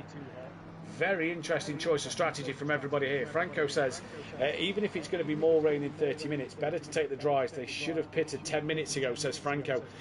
I agree. I think you're right. The rain in half an hour coming would have been the end of the race, so I don't think it would have made too much difference to the slick tyre. But Yeah, interesting decision from everybody here at the moment. Vitas just slid in the braking zone. That's not aquaplaning, that's the tyres just having no grip. Yeah. I said this a couple of laps ago where Vitas was having it. He's gone a bit deep there as well. Look, he should have come in a couple of laps ago. I think he's losing too much time now to the guys behind. You know, it could have messed up his position in the race. Again, gone in deep with that last hairpin as well. So he's got to come in. Yeah, and he comes in. Dan stays out still. Yeah, Dan's normally good with his pit stops, as you've said a couple of times, and that surprises me with Dan. Going to go back down to the Cardno-Bolton fight. That's the closest fight on track at the moment. Ben's into the pits. I've just looked at Ben's stream. All of his tyres are red and running at nearly 35 psi, so his tyres are way too hot at the moment. Wow. And that is the problem for the likes of Dan, who we believe is the last man on the wet tyre, because we think Silf was on the dries. If I look at the lap times, Silf's lapping, he's down in the 33s last lap, so not a great lap from him. Dan actually a bit quicker. Cardno was quicker as well than Silf, but Cardno also quicker than Dan. Now, yeah, that's interesting. I'm not going to give Dan what tyre Dan's on. I'm not going to give that one away because he's still out there on the track. If he was coming to the pits, I'd have told you. But yeah, this looks an interesting one. Dan's obviously trying to regain what he lost by hitting Schmidt earlier on. But is he costing himself too much time by pitting now? Well, Ben's lost out to Cardno and to Bolton. Vitas has come out ahead of Cardno. So thankfully for Vitas, he's not lost out to Cardno, but he has lost out to Rizalski. And that's cost him a place by possibly pitting too late. Sorry about that, Matt. My controller just turned off. I was just saying that Vitas has lost out to Rizalski. Has that cost him by pitting too late on that dry tyre? Yeah, I think it has. We said this a couple of laps ago, didn't we? That I think he's made the wrong choice of staying out. Still leads in gold. So that's the crucial thing. I mean, has he looked at that and actually thought, right, okay, you know, I just need to just stay consistent. But then again, I think he's lost a bit too much time. But you know, let's see what happens. Yeah, let's see what pans out. Dan's in the pits, so we'll see where Vitas comes out in relation to Dan. Rizalski's 2.5 up the road, so can Rizalski get ahead of Dan? I'm gonna say yes, because Dan was behind Vitas. This is going to be an interesting one. Coming round. Vitas is just coming up to the last hairpin now. Mike's had a yellow flag. You just see it as he's rejoined on the circuit. He's struggling in this second race. Dan's now leaving the pits. Here comes Rizalski then. Is Rizalski going to get ahead of Dan Davis? Yes, he is. Will Vitas? Dan's coming off the limiter. Vitas will get ahead of Dan. Yes. What about Cardno? Cardno, no, won't do it. Bolton, fastest man on the circuit. It's a dry tyre, fastest tyre to be on now. And Dan, kind of where he was to Vitas, wasn't he, before the pit stop? Yeah. I mean, we know what Dan can do now. I think Dan's just going to get his head down, try and stay consistent and close that gap. I think Vitas has just got to play it safe now, just try and bring it home, not get into some unneeded battles, and he should be okay. So, well, he's just kind of got to bring this home. But I think Vitas is in a fight for the gold win with Cardno here, because Cardno is sticking with Dan at the moment, and Dan's within 0.8 of a second of Vitas. So let's see what happens down towards the chicane they go. Gillies has had a moment. He's had an off at the top end of the circuit. Silf into the pits. Him and Leger, last two men to pit. Vitas gets a poor run through the chicane. Dan's going to pull to the inside line. I think Vitas, like you said, John, is picking his battles and isn't going to fight Dan Davis too hard. Dan goes deep though. Vitas comes back underneath him. Will that be the outside line for the next part of the corner? I think it will be, because Dan is still there alongside. And Cardno waiting in the wings here and tries to get up the inside, does Vitas, because Dan goes deep again. The problem is for Vitas, it's put him on the outside of Dan for turn one. So even though Dan's going deep, Vitas not able to capitalise at the moment, and this should be Dan through, up onto the podium. And indeed it is. Through he goes. Vitas breaks a little earlier. Now Vitas under pressure from Cardno, with Bolton just under a second in the background as well, as Cardno's actually having a little look at the crane of curves. That's a very brave place in these greasy conditions. And the The Cloud9 driver stays behind the Greasy Bandits driver at the moment in this one. Vitas just in front. Almost as if Vitas's McLaren has changed. It was so dominant on the wet tyre in the wetter conditions earlier on, and all of a sudden the slick tyres have gone on as Cordno's looking up the inside at McLean's, thinks about the move, can't get the move. Bolton gives Cordno a bit of a tap up the rear, and another one. Well, Vitas has probably breathed a sigh of relief there, because that gap opens up once more. Bolton very lucky not to turn Cordno around, and now Ben Rook's on the back of them. Yeah, this is getting a bit tasty, this bit. I think Vitas has just got to get his head down and get into a rhythm again. I think he's put himself in unneeded pressure through pitting late here, I think, but which means the only dry part of this session, by the way, was that 15-minute sprint. Cordno's gone deep, should be able to have that inside line for the next hairpin. He does. Bolton didn't even get alongside him. Schmidt's now come to join this in, but Vitas has got that gap opened up a little bit, and Vitas probably had the better tyres coming out of the pits because they'd have been in the tyre blankets nice and warm, while Cordno's would have cooled down, by driving on the greasy circuit. Ben's all over the place. Ben's looking a bit wiggly there. He is indeed. Last couple of corners he has as well, so is he pushing too hard? Doesn't look like the track is going to change. It looks like this is the weather till the end now. Jamal's had a moment because there's a yellow flag next to his name, so that's gone. So he's just going to try and get round to finish this race. He's ahead of Leger and ahead of Gillies. He's going to try and hopefully for himself catch down Butcher. Excuse me, in this race at the moment. Right, let's get a drive for the season pole out for gold. John's watched a bit of this season, so we'll get his driver of the season for gold at the end of this one.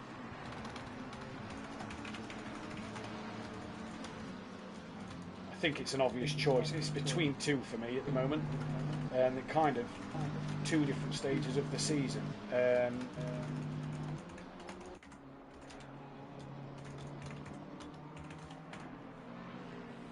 we just lost another driver? We have. We've just lost Gillies, so Gillies will not score a point in this final race of the season because we're not currently at the three-quarter mark. Right, Leger still out there, 3 laps down to Cloud, but he's just been gifted another couple of points there with Gillies' disconnection. And Cordno still within a second of Vitas. He's pulling away from Bolton and gaining on the back of Vitas here. So at the moment, Cordno sat in a little tricky position because he wants to head after Vitas, but he's got to be cautious of the 3 platinum drivers behind him. Yeah, this is definitely what Vitas needs, them 4 behind him battling so he can pull that little bit of a gap. So, like I said a couple of laps before, I think Vitas just needs to keep his head down and stay consistent, and I think he should be able to pull this home now. So we've just got Carlos joined. Well, missed the first race, missed the qualifier, and missed the first 35 minutes of the sprint. So that'll be no points for Carlos because he won't have made the distance. Bolton and Cordno side by side into McLean. So Cordno now going to lose out as Bolton just had a little twitch. Cordno did on exit. That's allowed Bolton up the inside. Ben Rook's going to be watching and he's going to try and get through at Coppice, and he does get alongside Cordno. A little twitch again for Ben, and a bit more of a slide. Bounces off the little curve nearly into Cordno. Schmidt's now got a run, and is Schmidt got past Ben? Yes, he has. Thinks of attacking the back of Cordno, and Cordno nearly did what Hibbs did a few laps ago and lost a load of places in one corner. Thankfully, Ben had a moment. I mean, I've got to give Ben his dues there. Well done for keeping it out of Cordno's side. So he's done a really good bit of driving there. Yeah, great bit of driving. Schmidt says congratulations to Vita. Cordno says congratulations to Vita, saying that you're not here, Cairns. Obviously the disconnection hasn't helped with that one, but it has been a shame. What a season you've had, especially this back half. William saying great drive from Tom. Been a good drive so far. He'd love to get ahead of Vitas and take that gold win, I'm sure, but Vitas looks like he's going to get the win in gold with the championship. Silv looks like he's set to take the championship as well. He leads from Rosowski. Dan's third.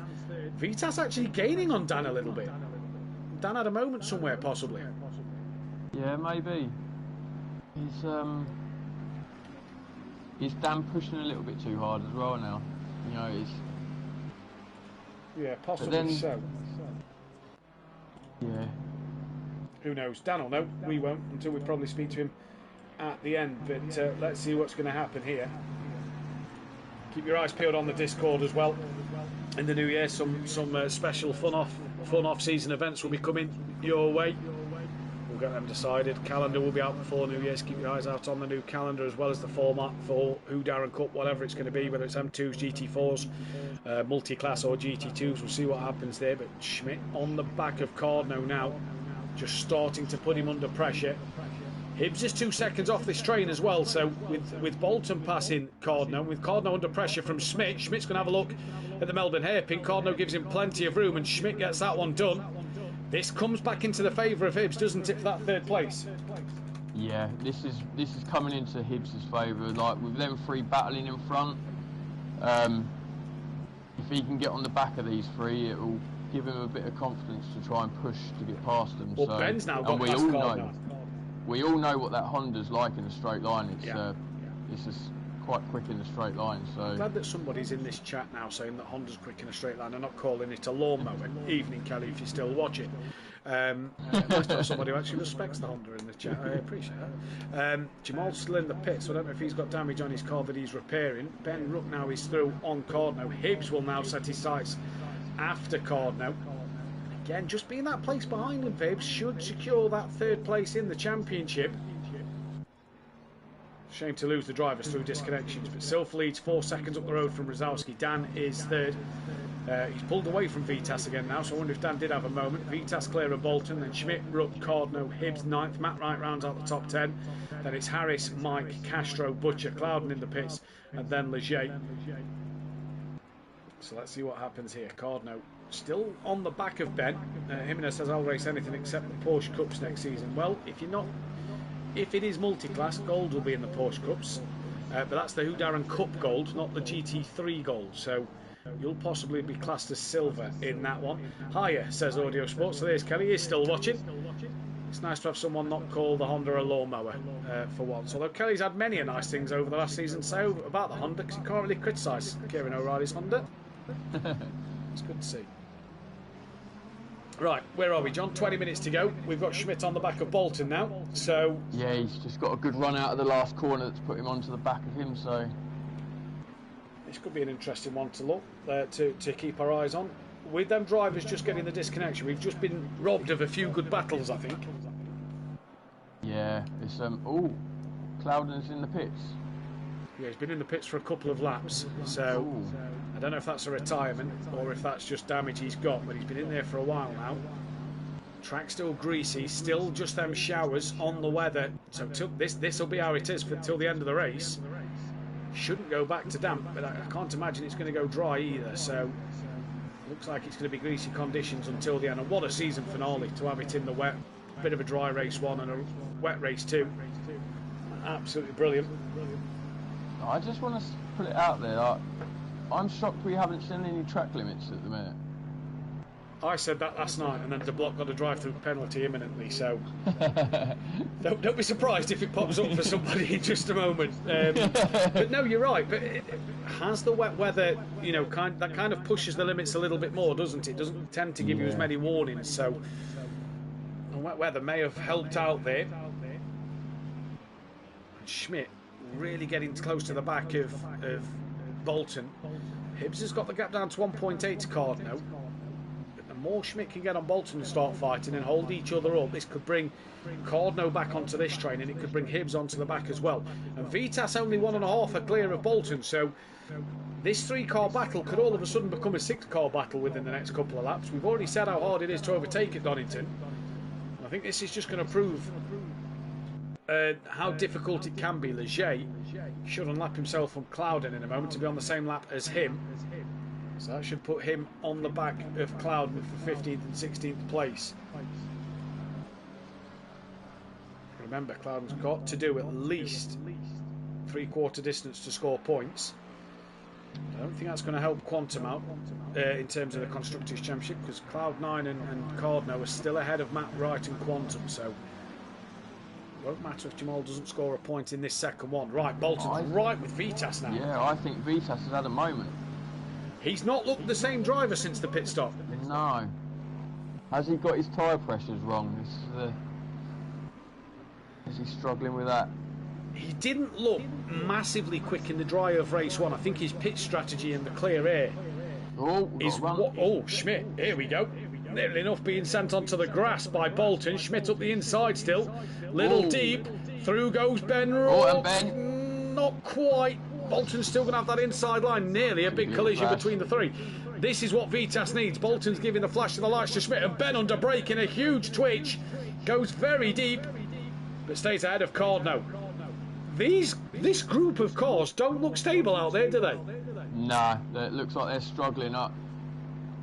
Again, are they pushing too hard that's making it unsettle the car or what? But, you know, a good little battle. I mean, you'll know as well as me that you're not after the temperature in the tyres on a greasy surface. All you need to make sure is them pressures are right. And that could be the big difference between, you know, a few twitches here or there. Low pressures, cold tyres, not the way to go. But if your tyres are up to pressure, should be relatively okay on a greasy surface. And I'm just wondering if Ben, Bolton and Vitas have, just like you said, maybe not got the pressures in the right window, and that's where they're struggling over the likes of Schmidt, let's say. Yeah, especially with the battling, you know, you're pushing the car, and it only takes a little lock up, which is then rising the temperatures even more. So, you know, it's really tricky to get that temperature level right when it's raining and in the mixed conditions in the best of times. That's without pushing the car and, you know, overheating the tyres that way as well. So there comes Schmidt on Vitas. Vitas goes a little deep.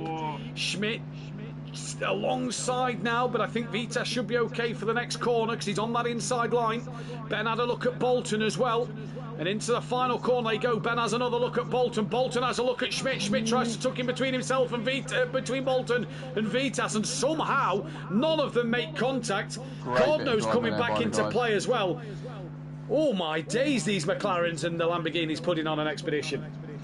Yeah, that's a great bit of driving by all these guys. You know, it's really fair and leaving each other space. It's nice to see that.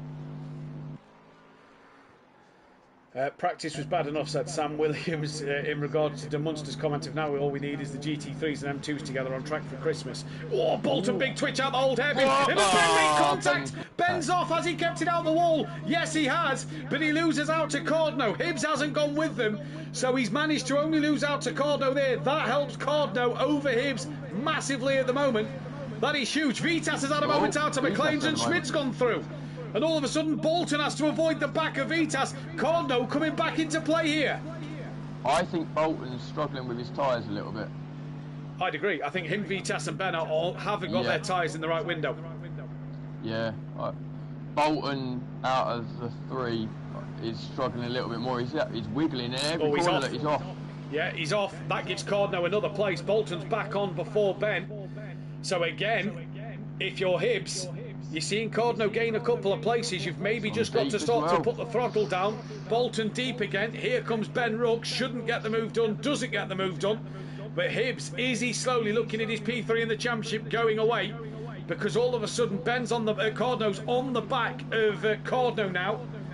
What a bit of racing this is between all of them. And Ben's now on the back of Bolton with Hibbs on the back of them too. Yeah, Hibbs has joined the party with this now. So it's... see what these guys can do.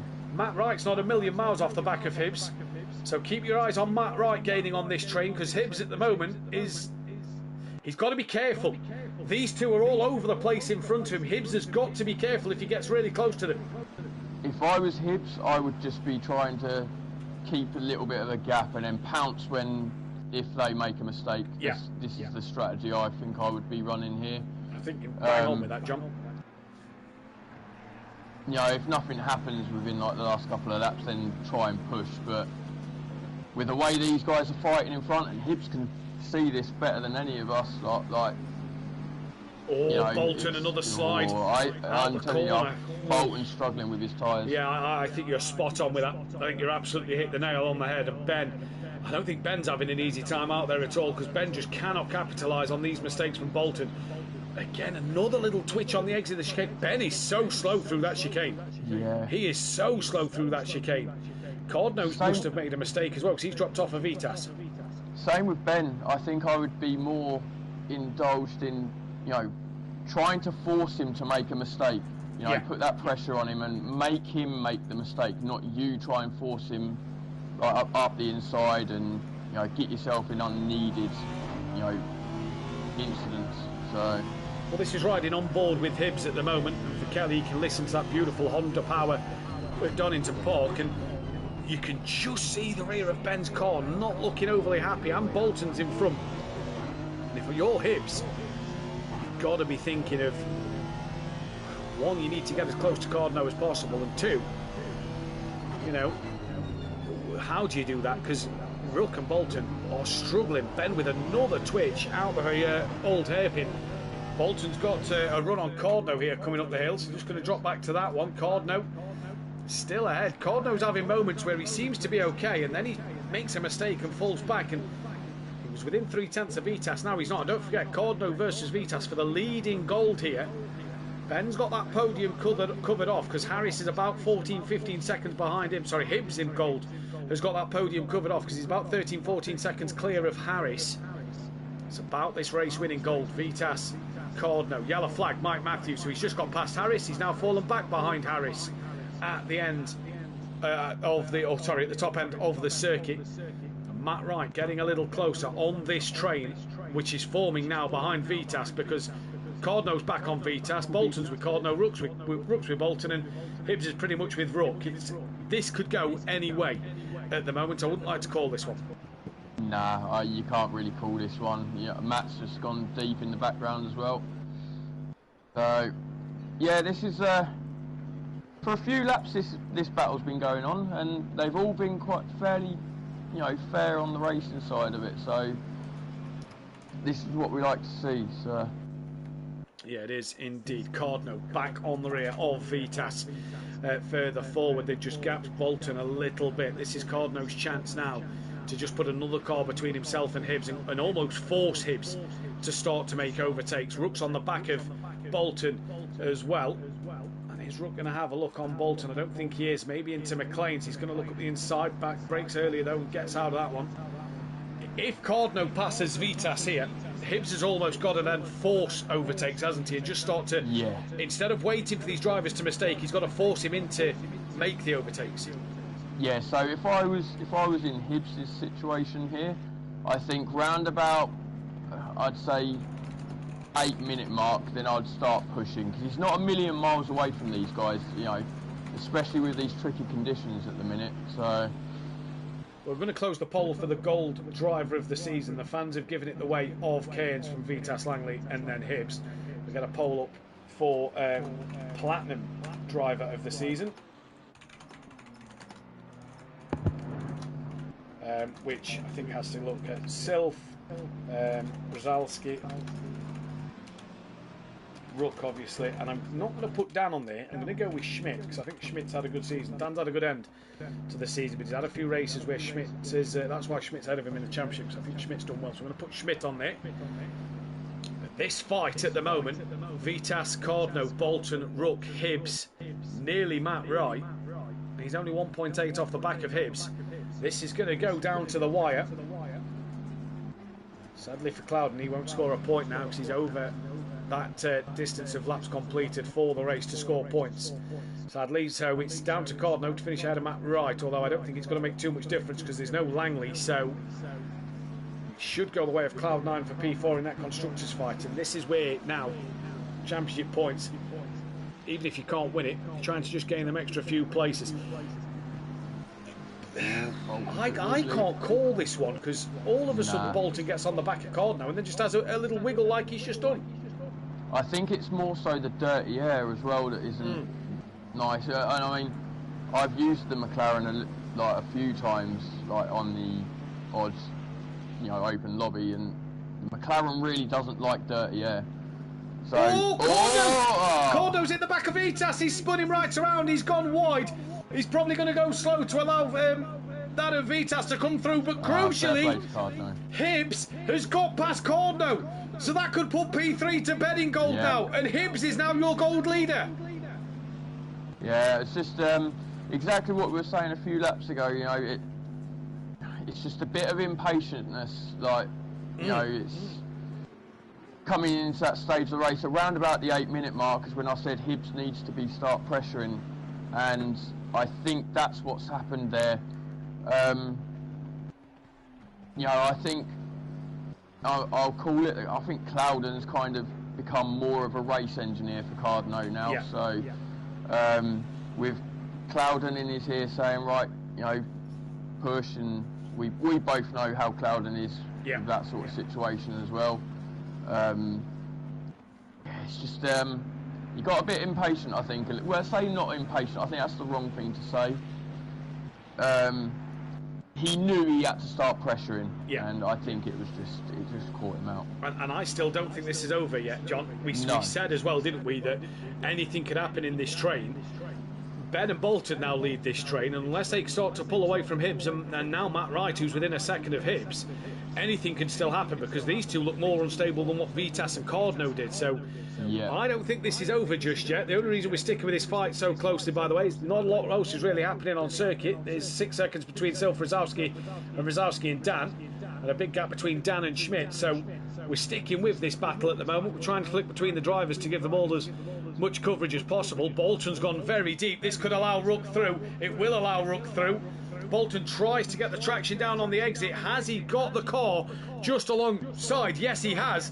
Coming into Redgate. We said this isn't over. It could still all be on. Ben gives a wide berth to Bolton. Bolton understeers wide, nearly into the side of Ben. They're both so slow that Hibbs has now got right onto the back of them. They're side by side down the Craner curves. Does Ben yield? Yes, he does. He's not fighting that one too hard because he's not going to risk it. A flash of the lights from Ben there. I don't think a lot Bolton could have done. No contact was made, and he's just got no grip. And now all of a sudden Matt Wright's come to play with Hibbs as well. This could go anyway, and all of a sudden Vitas could once again lead in gold, because this could go anyway. Yeah, this is going to be tasty for the final part of the race.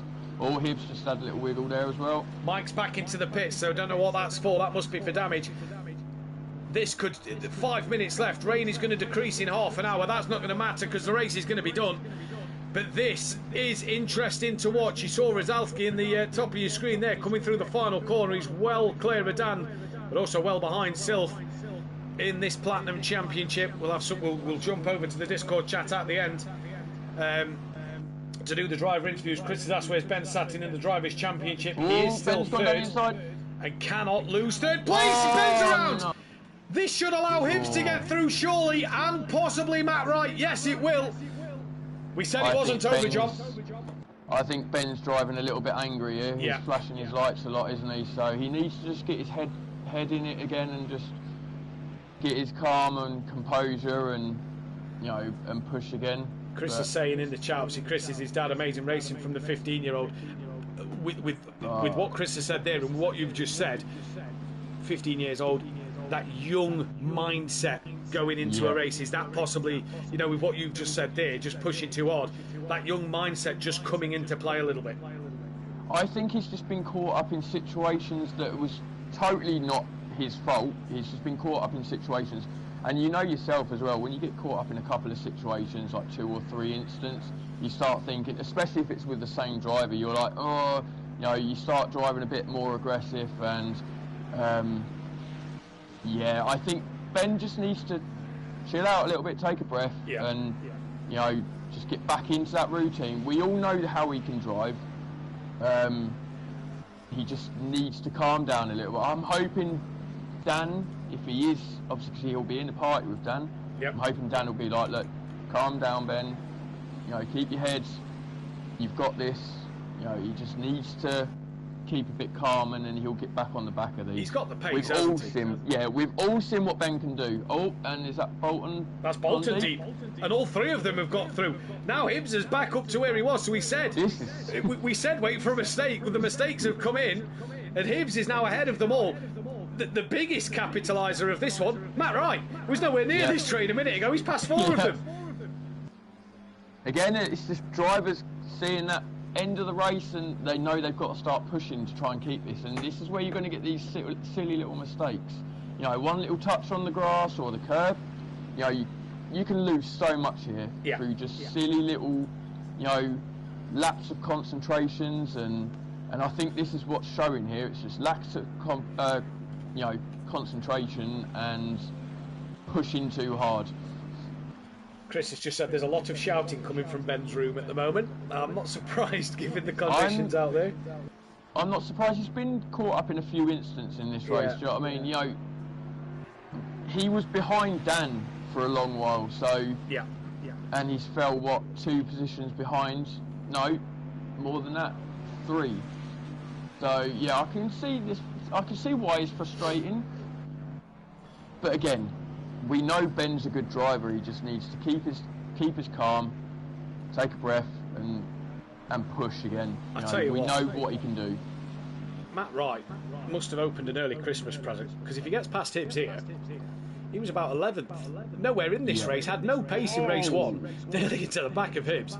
If he gets a P5 here, that'll be a lovely early Christmas present for Matt Wright. Hibbs so far leading gold, and the bonus for Hibbs, the 3 that's fighting him behind aren't gold drivers. So even if these 3 get past, he will still lead in that gold category. 2 minutes to go. I still think this is going to go anyway. I don't think Hibbs has got this one sort of in the bag for 5th place at the moment. I still think this could go anyway. What's happening in Vitas Cardno, because they're still as close as they've been for the last 10 or 15 minutes. They're looking fairly comfortable at the minute. So. Yeah. Hibbs has been. Hibbs, and to be fair, I've not seen Matt Wright much because of him being off the pack. Hibbs has had the most stable car out of the 4 that he's been fighting.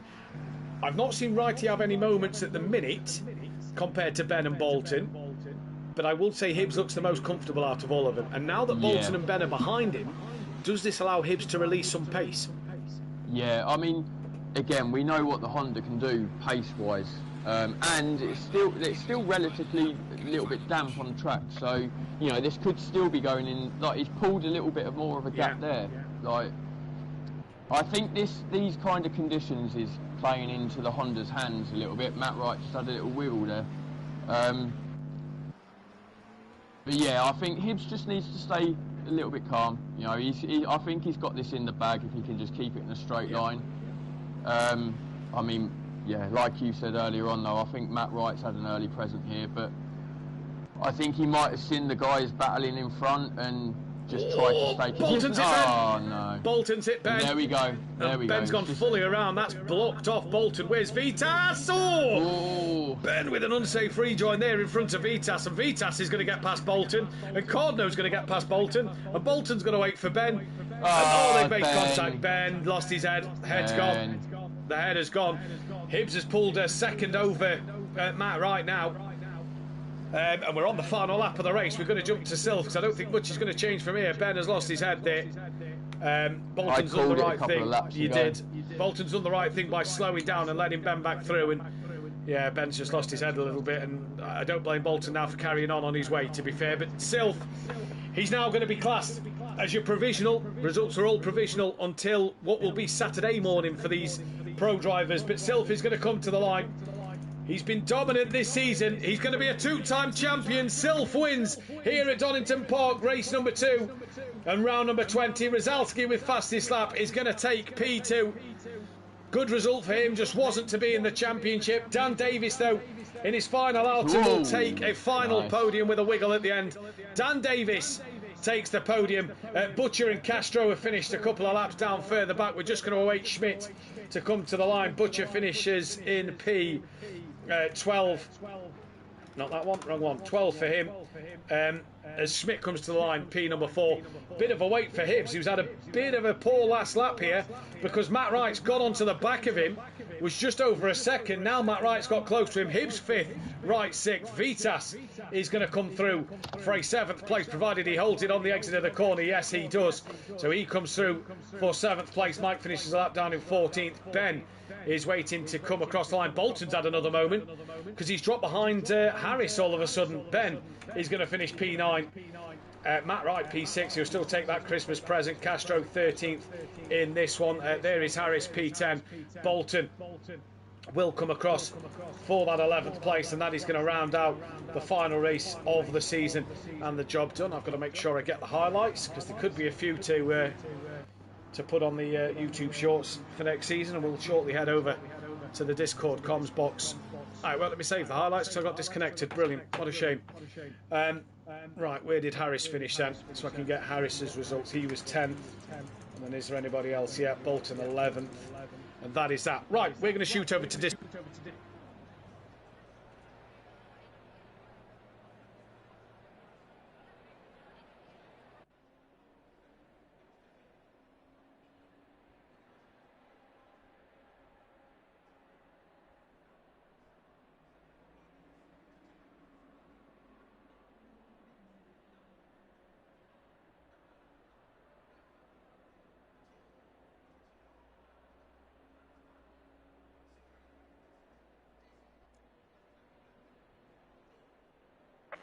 Green light, go, go, go.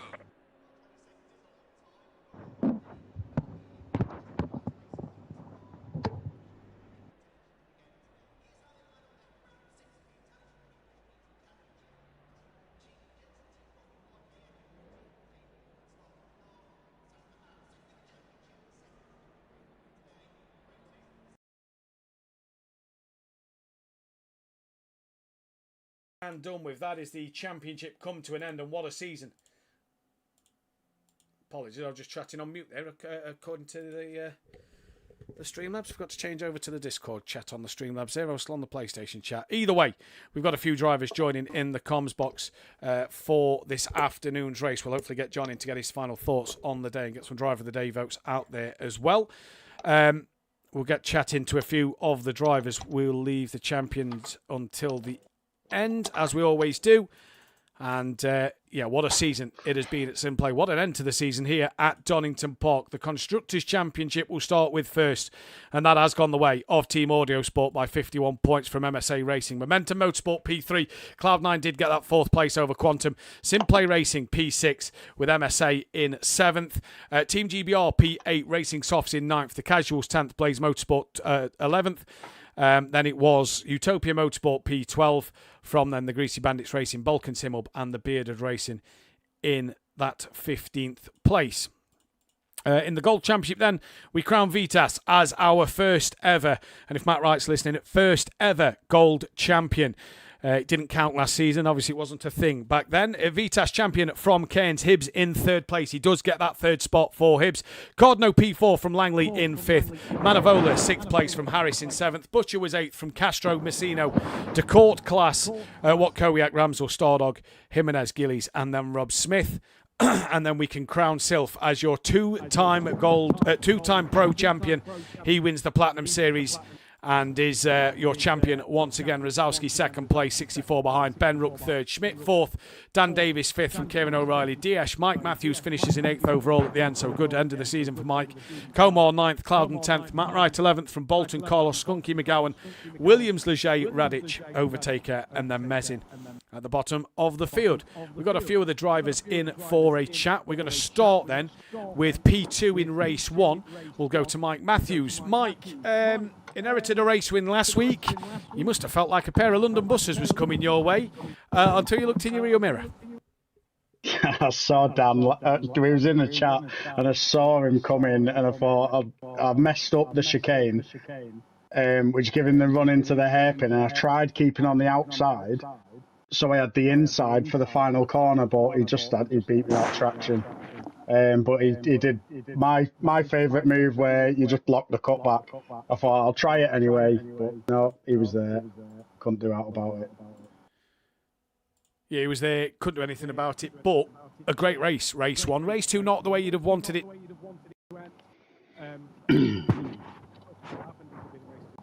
So yeah, race 1 was good. Race 2, it was pressures. It was all on tyres and pressures.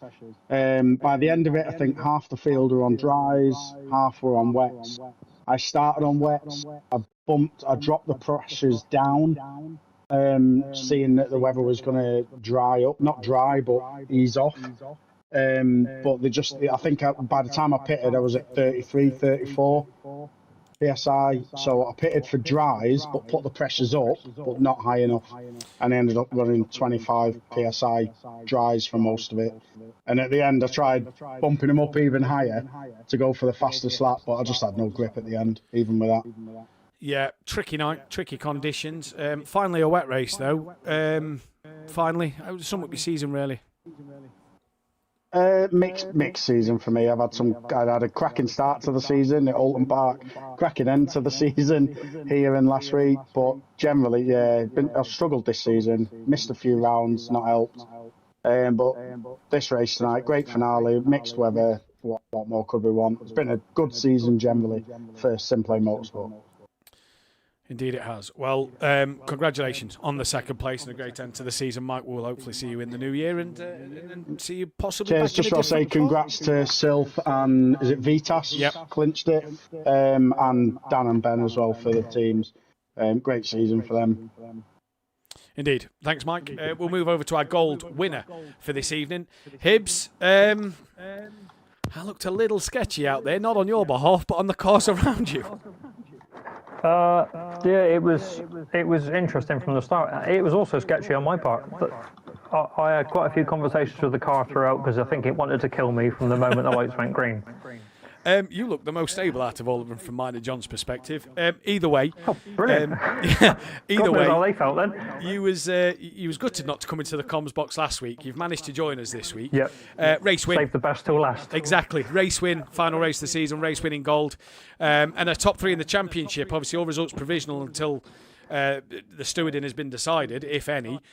You've got to be happy with the performances. Me and John said on air that a slow start in this Honda, but it's started to come good as the season's gone on. Yeah, I've always said that I like a car that's a little bit loose on the rear, and I set the McLaren up in that sort of way. But this thing is just something else. Like when it's going well, it's brilliant, but it's so on the edge all the time. Yeah, that's what I struggle with. I'm a little bit too heavy-footed to be able to deal with it sometimes. But I've caught a lot of slides. The biggest question: Honda next season? I don't know. The McLaren's calling me. This has been a tricky run. Oh, you've broke my heart. I'll definitely look at the tracks that are coming up next season, and I will definitely test the Honda.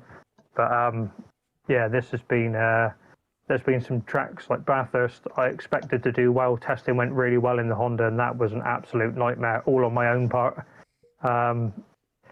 But it was just not being able to save some of the slides and ended up bouncing off the wall. So, well, you'll break Kelly's heart definitely if you don't go in that Honda, I'm sure, next year. Either way, third place in the Gold Championship, race winner for the final race of the season. Congratulations. Yep, thank you very much. It's been really good. Congrats to everybody that won the championships. It's been great battling on the track. Had some really decent battles this season, and. Big thanks to John, who's given me a lot of help behind the scenes, and thanks to my long-suffering wife, who's had to put up with me while I've been doing it. The people in the chat may not understand the struggles of sim racing when you've got a partner. But no, congratulations. We'll move over to Rizalski, second place today. We're going to get to the champions at the end. It was a lot of work going into Donington Park, wasn't it, tonight? It just didn't go your way.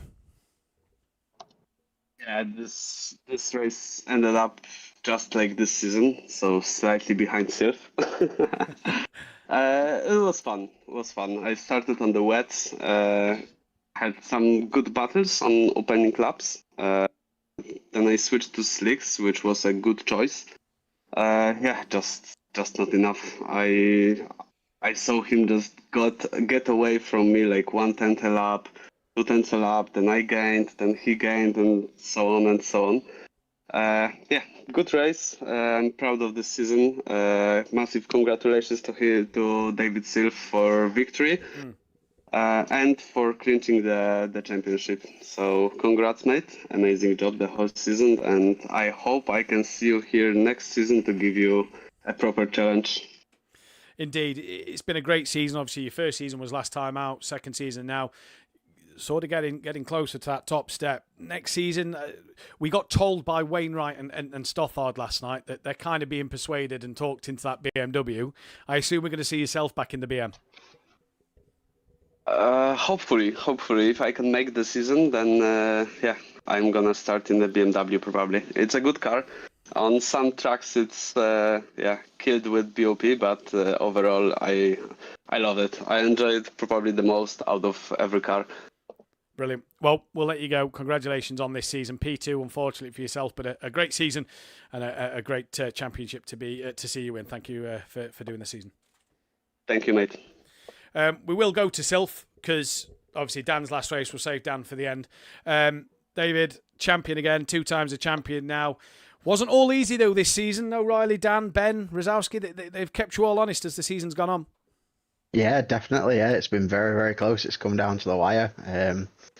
Yeah, good job to everyone else. It's just made it very interesting. It's been a good fight all season. Every race has thrown something up. It's been something happening with one of us or the other, and the points have been up and down. And yeah, it's really come towards the end of the season. So yeah, chuffed to have won it. I'm more chuffed that it's been a good fight all season. It was definitely the most fun one that I've done here so far. So yeah. Yeah, I want to ask a big question. Me and John guessed that you was on the slicks at the start of that race because you didn't seem to have that much pace. Can you shed a light on that one? You would be correct, yes. There we go. What was the thought behind that then? It started damp. Slicks and wets are pretty much around the same pace, maybe a couple of seconds between them on lap time, and it was just going to get drier. There were 20 cars going around track moving all that water. The rain was easing off. It was going to go greasy very quickly, and slicks are better in grease conditions than wets. Yeah. So I pulled the trigger. I think I was running on unoptimal slicks for about 8 minutes, and then it just came back to me towards end at first stint. There we go. BMW has done you well this season. That's a BMW and a Ferrari you've won the championships in now. If you're back next season, different car, or are you going to give the BM another go? No idea. Yet to be seen. Do some exploring, try something that maybe I haven't tried before. And yeah, see how we get on with it, I guess. I've heard the Honda's a good car, or even the Bentley's a I have heard. So yeah, I will not touch the Honda. The with Retia, the Writer. The Writer's a good car. That could be an option. Can I propose a rule change, Matt? The Platinum Pro winner has to drive the Writer for the next season. I don't think Sylph will be back. I've got a decent Lexus out. I don't think Sylph will be back. It'll be embarrassing when he still beats you, Mike.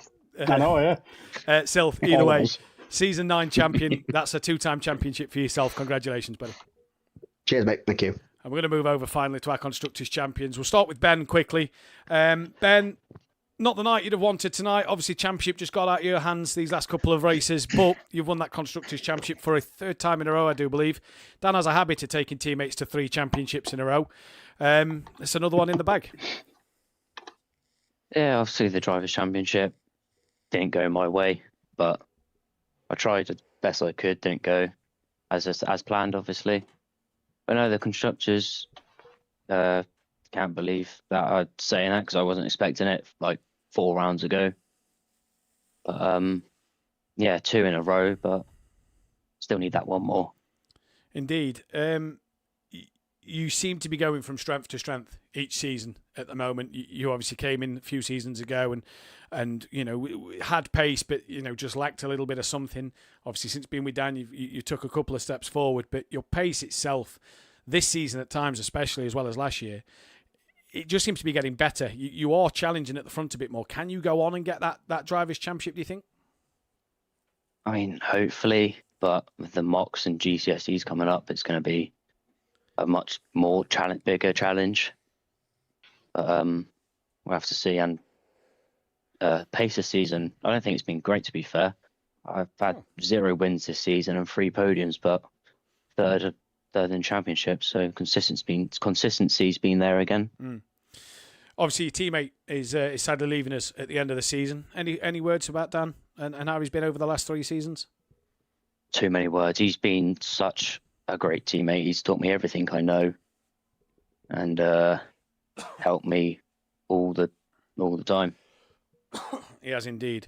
Ben, congratulations on the Constructors. And finally, we go to Dan, who 837 races, 97 race wins, 67 pole positions, and 224 podiums.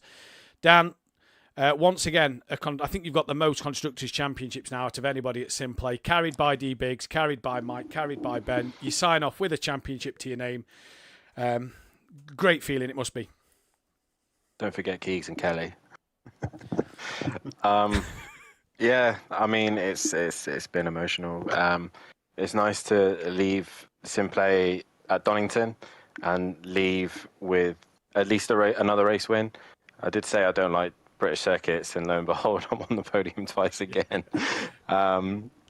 And I love the idea that it was wet, no testing, no nothing. I just went out there and just went for raw enjoyment. And I think that's what I've missed about sim racing and just in general fun of racing. So it's been a pleasure. I've enjoyed every minute of it. I hope I've done the Lexus proud. And I said I am going to miss it. I don't know how long I'm going to be away for, but it's been fun. But it's time to time to put it to bed and focus on other things. If we talk about tonight, it was a pretty good night for yourself. You obviously had that moment with Schmidt in race 2. You let him back through, tumbled down the standings a bit, but to drive back the way you did to get that podium, pretty much a Dan Davies drive, wasn't it, really? You know what I can do in the wet. Yeah, exactly. Just a classic mistake. Lexus brakes, and I hit the back of him. I was trying to get out of it, but the car wouldn't turn, wouldn't stop, and it was just either I hit him or I hit him even harder and ended up in the wall. So I firstly apologised to him. There was no hard intentions about it, and he's more than welcome to put the ticket in if he would like to, but I did wait for him and hope that we're all good. But yeah, like I said, you know what I'm like in the wet. I love wet conditions, and tonight it showed what I can do in the wet. And with the track getting wetter, I felt I was getting faster. But when it started to dry, I think everyone started to get closer and closer to me. If we'd stayed on wets, I would have caught Silth and Rosowski. I was flying behind them. I was catching them second a lap, I think, at one point. But hey, it is what it is. So podium and a win, I would take that for the last run. Indeed. Well, Dan, it's been an absolute pleasure. And as I said on Tuesday night, it's been an honour to work with you and drive against you on the track. For one last time, mate, Constructors Champion for Season 9 here at SimPlay Motorsport on Assetto Corsa Competizione. Congratulations. Cheers, man. A massive thank you to Ben for the last few seasons. It's been absolutely awesome. Thanks to Mike as well for a couple of seasons with him with SimPlay Motorsport. And just you guys have been awesome. Keep up the hard work. Don't stop chasing. By the time I come back, I expect 2,000 subscribers. But no, honestly, and obviously coming away and stepping away is good for people, especially to clear my mind. But if you are watching the stream and you do want to be a part of the action, then please head over to the SimGrid, sign up, be a part of the league, because I still think to this day, this is by far the most competitive league that is on consoles, because you can't go anywhere else with this level of driving, with this clean, fair racing. So please, if you do want to sign up, then head over to the SimGrid, join the Discord, and these guys will look after you. And hopefully I will see you all maybe at some point in 2026. I'll still be keeping an eye on the streams, and if anybody does need any help with anything, whether if it's racing to just someone to chat to, you know where I am on the Discord. And yeah, thank you again, boys, and best of luck for the future. Brilliant. Cheers, Dan. Before we get to Mike and Matt for the overall season, as we do with the admins at the end, John, driver of the day, driver of the season, gold and platinum in both, and just kind of sum up the race. I'll start with driver of the day. It's a mix between two. I'm not just saying it because obviously it's his last race, but Dan, you done a really solid race today, especially when you fell behind. To pull it back again, we all know what I said it in the chat earlier on. You know, we know what you can do, and you've just shown it here on your final race as well. So, for me personally, you're a top guy. You help out a lot of people, and it is going to be a massive loss for the guys at SimPlay. But yeah, just go and focus on yourself for a little while. Do something that, get your head right, and then come back to the guys here. So yeah, I want to give my driver of the day to Dan. Driver of the season is there's a few that come into my head, but yeah, I want to say Vitus for driver of the season for me, because he's had a poor start-ish to the start of the season, and he kind of clawed his way up. But then, yeah, there's a few. There's too many to call, to be fair, this season. The grid's been so close together. Battles left, right and centre as well, so... And sum up a little bit of today's racing. Obviously, a cracking race out there, the 15-minute dry sprint and then the hour-long. Yes, all right, we had the disconnection to interrupt a few things as well, but the wet race in that hour-long race was just phenomenal. Yeah, it really has been a good race today. Again, like we said at the beginning of the race today, it's interesting. When we get the wet weather, it's nice to see what people do strategy-wise, and it throws so much stuff into the racing. Brings excitement, and again, this is the reason why, this is the home of SimPlay, the track, because it brings such tight racing and close battles. You don't know where to look at the best of times. I've only done this one commentating role with you guys, but to do this solidly every season. And to keep on track of what you guys do, it's just phenomenal. It really is. It's opened my eyes up a lot, being in this seat today. So. Well, it's been a pleasure to have you in the comms box, John. Thank you for joining me this evening. Not a problem. Matt, in fact, driver of the day is actually on the way of Dan Davis as well in the chat. Rosalski, obviously, platinum driver of the season, and Cairns, the gold driver of the season. I'm going to give my driver of the season in gold. I think Vitas, promotion from Pro-Am, he's been on another level this year. I think he's been class. And I'm going to give it to Sylph, because Sylph hasn't had it his own way. I know that me and Mark Wright last night didn't necessarily go the champions, but I think the champions in Pro have really had to work hard for this one. And speaking of Matt, what a season it's been. Obviously, you'll be busy now getting the driver classes sorted for the new season and making sure everybody is where they're meant to be. But what a season it's been, hasn't it? Across all three formats of the racing here, it's been a brilliant season. It's been incredible, isn't it? This is my fourth season here now, and this one has been leagues ahead of anything that's come before it. I think just the pace from everybody, really. All throughout the classes, everyone's just raised it, and it's great to see people pushing themselves to get quicker and quicker. And hopefully it's grabbing the attention of some new drivers, and we can keep on making this league even stronger and stronger. And it's just thank you to everyone that's taken part of it, really, because without them, this isn't what it would be. So thank you to all the drivers out there. Indeed. Mike, anything to add to that? No, I think Matt's covered it, really. We've had an absolute cracking season of drivers, and numbers have stayed a lot higher than what we've had at the back end of seasons previously. So that's brilliant to see, and it shows the passion for the guys. Even they're out where they're running for a title, they're still pushing and going, no, I'm still racing, I'm still going. So it's been really good, and obviously PMR hasn't turned out quite how we was hoping yet.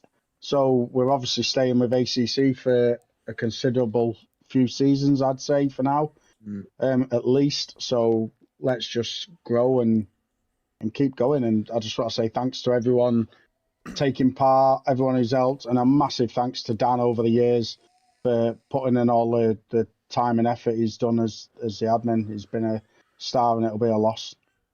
Yeah, Matt's going to have to pull his finger out a bit more, I think, in the new season. The work doesn't stop, because the admin meeting happens on Monday night, and we are going to try and get you a calendar before the new year. That is going to be the plan, to get something out so you can see what will be coming for Season 6, the Hoodarren Cup. Will it say the M2s? Will it change? Time will tell. But that wraps up. Can I add a circuit as I'm leaving? Sorry, Dan, go on. Can I add a circuit because I'm leaving? No, you're not naming Coulter. Yeah. I'm not. I don't like the Nordschleife, so don't worry. It's not the Nordschleife. You're leaving, you don't care. Yeah, but you're not racing it. Yeah, but I want the entertainment, so Bathurst Mount Panorama it is again. That's been on the calendar the last 3 seasons. Mike, I think he might have We'll have a discuss on that on Monday. Spanner in start, middle, and end of the season as well, so you have it 3 times. I think he might. Sorry, Brands Hatch. I think he might have to pay his Patreon pledge now that he's not an admin. He don't get a track choice, does he?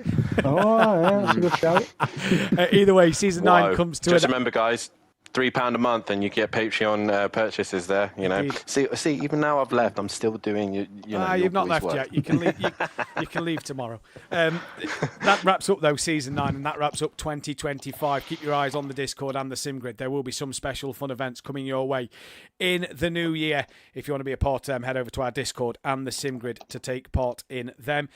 Big shout once again to the sponsors, Design Manchester and Audio Sport. You can go and see their in the description is the links to their Facebook pages and websites. Go and check them guys out.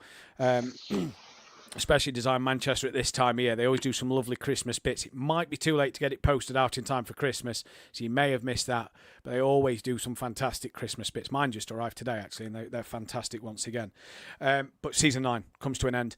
What a season it has been. Sylph, Vitas and Audio Sport, your pro champions, with Pro-Am the way of Varga, Bettison, and then that of SimPlay Racing. Post Wilbrink, Marsden and Apex Motorsport in the Who Darren Cup are all champions this year, and all deserved champions. 2026 is not far away. It's about 2 weeks away now for 2026, and that'll bring Season 10 on Assetto Corsa Competizione. Thank you all for everybody in the chat. Chris for the donation tonight, all the Patreons, everybody in the chat who tunes in week after week to some fantastic racing. Massive shout out to Berserker, who's been here across all 3 nights of every race of this whole season. Great shout out to you as well as all the people in the chat. Peaceful Stepdad, Chris, Fiore's granddad, the regulars that come in, everybody else that has joined this season. Let's continue to grow, as Dan said, into 2026 and beyond. But from us, for the final time here in 2025, it's been a pleasure. We'll catch you next time out when Season 10 takes to the track. Where will it be? Who knows? There's one way to find out, by tuning into all our social media platforms as well.